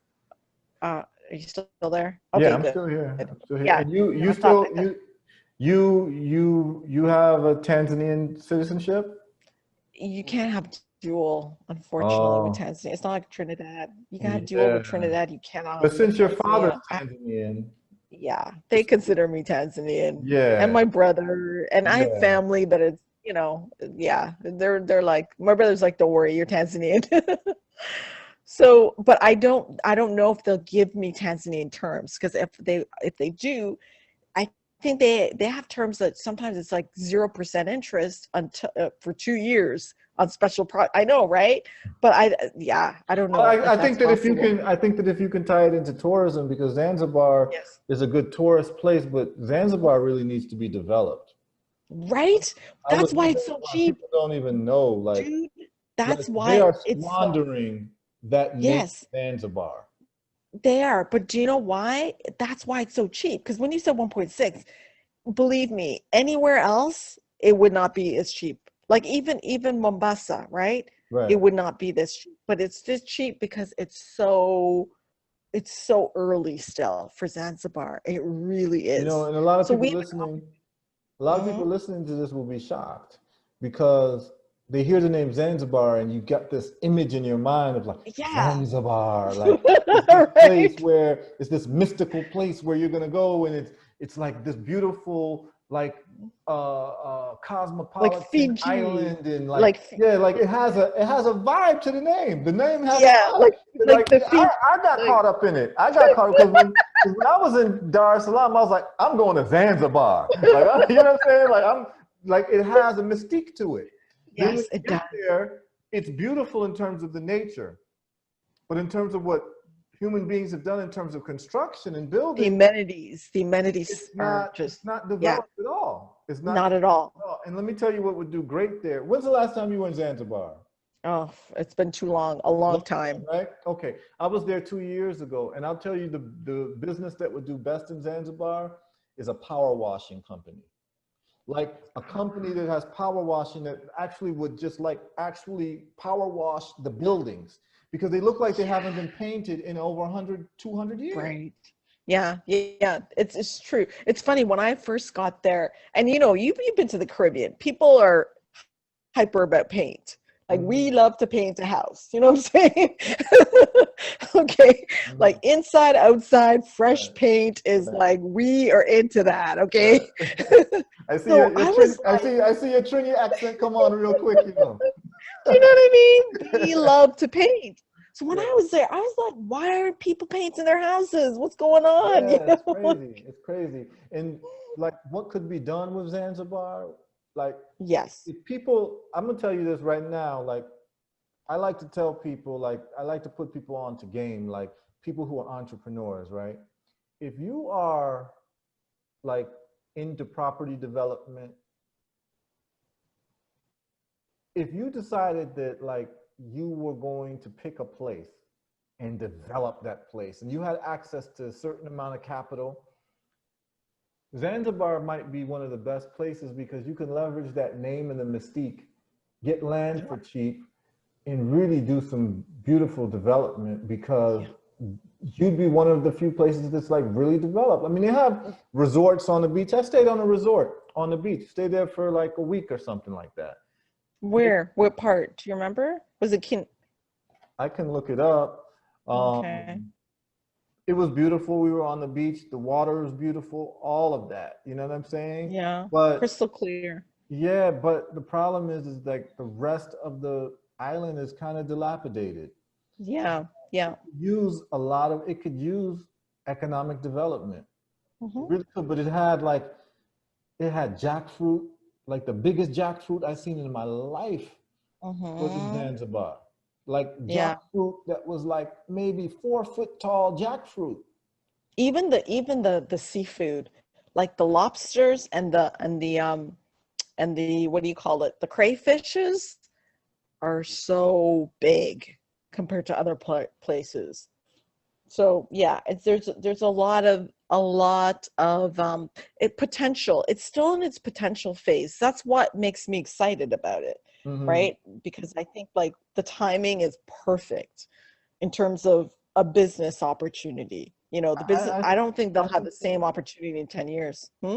I think you're right. I mean, I think that Yeah. you've got a great opportunity. I stayed at a place called Uroa Beach Resort in Okay. Zanzibar. I'm not sure which part of the island that is, but it was like a 45-minute drive from the airport. Okay. Um, it was a beautiful place. They have, a buffet. And I mean, I'm looking at it now. It's a full service resort. Like you get your food, you get everything. And I'm looking at prices now. They've cut down on private people who are interested in going before my sister here builds up her place. You might want to check out Uroa Beach Resort. Right now it's $74 a night. Nice. Yeah, that's good. That's a good I price. mean, I'm talking about a very beautiful resort. And they have Uh-huh. entertainment. They have Maasai, the Maasai people doing dancing and different entertaining. And they'll take you out to like do different water activities if you want. They'll give you a tour of Old Stone Town. They'll give you like a spice tour. We did the spice tour where Oh, we nice. saw the different spice trees and plants at one of the public farms. So it's a beautiful place. And I think that I didn't get a chance to see Fumba Town when I was there, but I've looked at a lot of the videos, look like they're doing something good. But yeah, with your project, I would definitely like to look at it. And I get a chance to talk to so many different people. I think that, more people need to know about your project, because if you're talking about 1.6 million, Hmm. there's different ways to do that funding. If you're looking for, 50% equity, that's 800,000. Yeah. 10 people Yeah. put in 80 grand, that might be something that people have an appetite for, because people Yeah. are always asking me about different ways to invest in Africa. Oh, So, wow. Okay. Yeah, I'll I think, definitely. yeah, I think what's going to happen is that I'm probably going to have like a library of different projects and funding initiatives, and maybe even just put up a website where people can just invest, and like something like your project can go up. And if people want like the prospectus and information, they can just contact you and get that. But it would be nice to have like a website of Mhm. different initiatives for investment in Africa. People want to invest in factories. That should be on a central website where people can Mhm. actually get more information. Say, hey, I'll put $10,000 into this factory. What's my return going to be every year? You know what I'm saying? Mhm. Those are the types of things that we need to be doing on a very serious level. I agree. I think I'll come across a site that does that. I'm gonna send it to you. I gotta look it Yeah, up please and do. mhm. Please do. I would like to look at that because people ask me questions all the time. And, for my projects that I do, I like to use my own money because I don't like the headache of investors. I don't like to Yeah. have to check in with people before I, spend money on something. Oh, okay, like a syndicate. So people want you to do like a syndicate. Oh, you'd be surprised what people want me to do. I mean, I'm actually thinking about starting an ETF, an exchange traded fund, at some point, Wow. because I get a good return with the stock market. I consistently beat the I do better than Warren Buffett in terms of percentage returns every I could year. believe it with your square Yeah, pic. yeah. I mean, I do better than all of these famous people in these hedge funds and these mutual funds. People always ask me to invest their money for them, but I never take people's money because I just don't want that headache and I don't want that responsibility, particularly with um, like unknowledgeable people who are not like seasoned investors. The moment the price drops, they're calling me like in a panic or something like that. So, but I am thinking about having an ETF like ARK Invest and what Kathy Wood is doing. And I think that I could do that even for the diaspora. And I think that I could get everyone really, really good returns, like probably over 50% a year, definitely. I Yeah. think I could do that. But, that's something that I'll do a little bit later. I've got some fish to fry right now that I need to take care of. I'm working on building 2 factories. So I'm putting Yes. that together. Yeah, that looked interesting. I saw that Facebook post. So what's that all about? I know you got to get going soon. We got to, No, because it's we all could. right. It's okay. It's okay. I mean, people will listen to this as long as they want to listen to. Really, what this podcast is to have a historical record of people who's doing some really interesting things. And Oh, if people cool. want to listen for 10 minutes, they can listen for 10. If they want to listen for 3 hours, they can listen. Now, the people who I've gotten feedback from these other programs that I've done, they've listened all the way through and they've gotten a lot. And I think that there's a lot of particularly young women who would love to be able to contact you and follow in your footsteps. That's why I asked you very specific questions about your background, your upbringing, how you moved in certain places and where you are now and the things that you're doing. I think that you're going to be a huge inspiration for a lot of women who want to move into the financial space because of your, background and your experience, because we don't see many people like us who are into fintech and to recruiting and all of that. You know what I'm saying? So this podcast is for people to be able to reverse engineer success. I like that. Right. So the factories are just real simple. Like, I have health products that I manufacture in the United States, and I've been doing it for 5 years now. And I need to expand to Africa, so there'll be a lower price point for my products for people to be able to afford it. And the only way I can do that is if I cut out the shipping fees and manufacture in Africa. And so I've been doing my due diligence and I'm getting price quotes for equipment that I need. And, I got a quite price quote for a full line, my full production line, from like raw material to bottled material, sealed, capped, labeled, for like $50,000. That's crazy. That's like a car, right? Yeah. I mean, wow. Absolutely. So that's the fish that I need to fry before I get into, other things. And I have my construction company as well. And, we've been asked to look at a few hospitals and do the water systems for hospitals in Ghana and Rwanda. So that's what I'm also gearing up to do. But, COVID slowed everything down.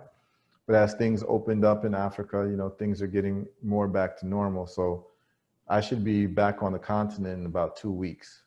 So, Nice. I hope to hit the ground running, get my products registered for sale, and then start putting up, a warehouse and a factory. So hopefully by this time next year, I have at least one factory up and running and then another one, being formulated. But I've just, what was really interesting is if you look at the podcast I did before you, so you're going to be podcast number 4. Check out podcast number 3. It's with a brother who actually provides funding for businesses. Oh, cool. He's able to link up different businesses and maybe there's a way to, get you funding for your business. What's his name? His name is Terrence Wilson. Okay. He's based in the United States, but it may be something that he might be interested in because he does a lot of real estate funding. So even though this is outside of America, he may have some ideas for you. Yeah. So what's beautiful about this podcast is like, it's a network of people who are involved in different things and we can all come together and actually get things done. I agree. Lovely. I like that. Yeah. Yeah. So we've been on for about 3 hours and I anticipate that we'll probably do a part 2 sometime in the near future. Let us know how you're doing with Stacks. Let us know how you're doing with your recruiting. If you got any other ideas, any other initiatives, feel free to contact me. Easy to reach me and we can do another episode with you. And, if you're going to start breaking ground on your project, we'd like to hear about that as well. Yeah, definitely. Right. I'll keep you posted. Yeah. And please send me, you have my information. Please send me. I'd like to see the development project and see what my appetite might be for investment, or at least to share it with some people who would have that appetite. Lovely. I appreciate it. Thank you, my brother. It was really lovely. No problem. All right. Pleasure. Okay. Okay. Thanks. Yeah. Take care. Bye. Right. Peace.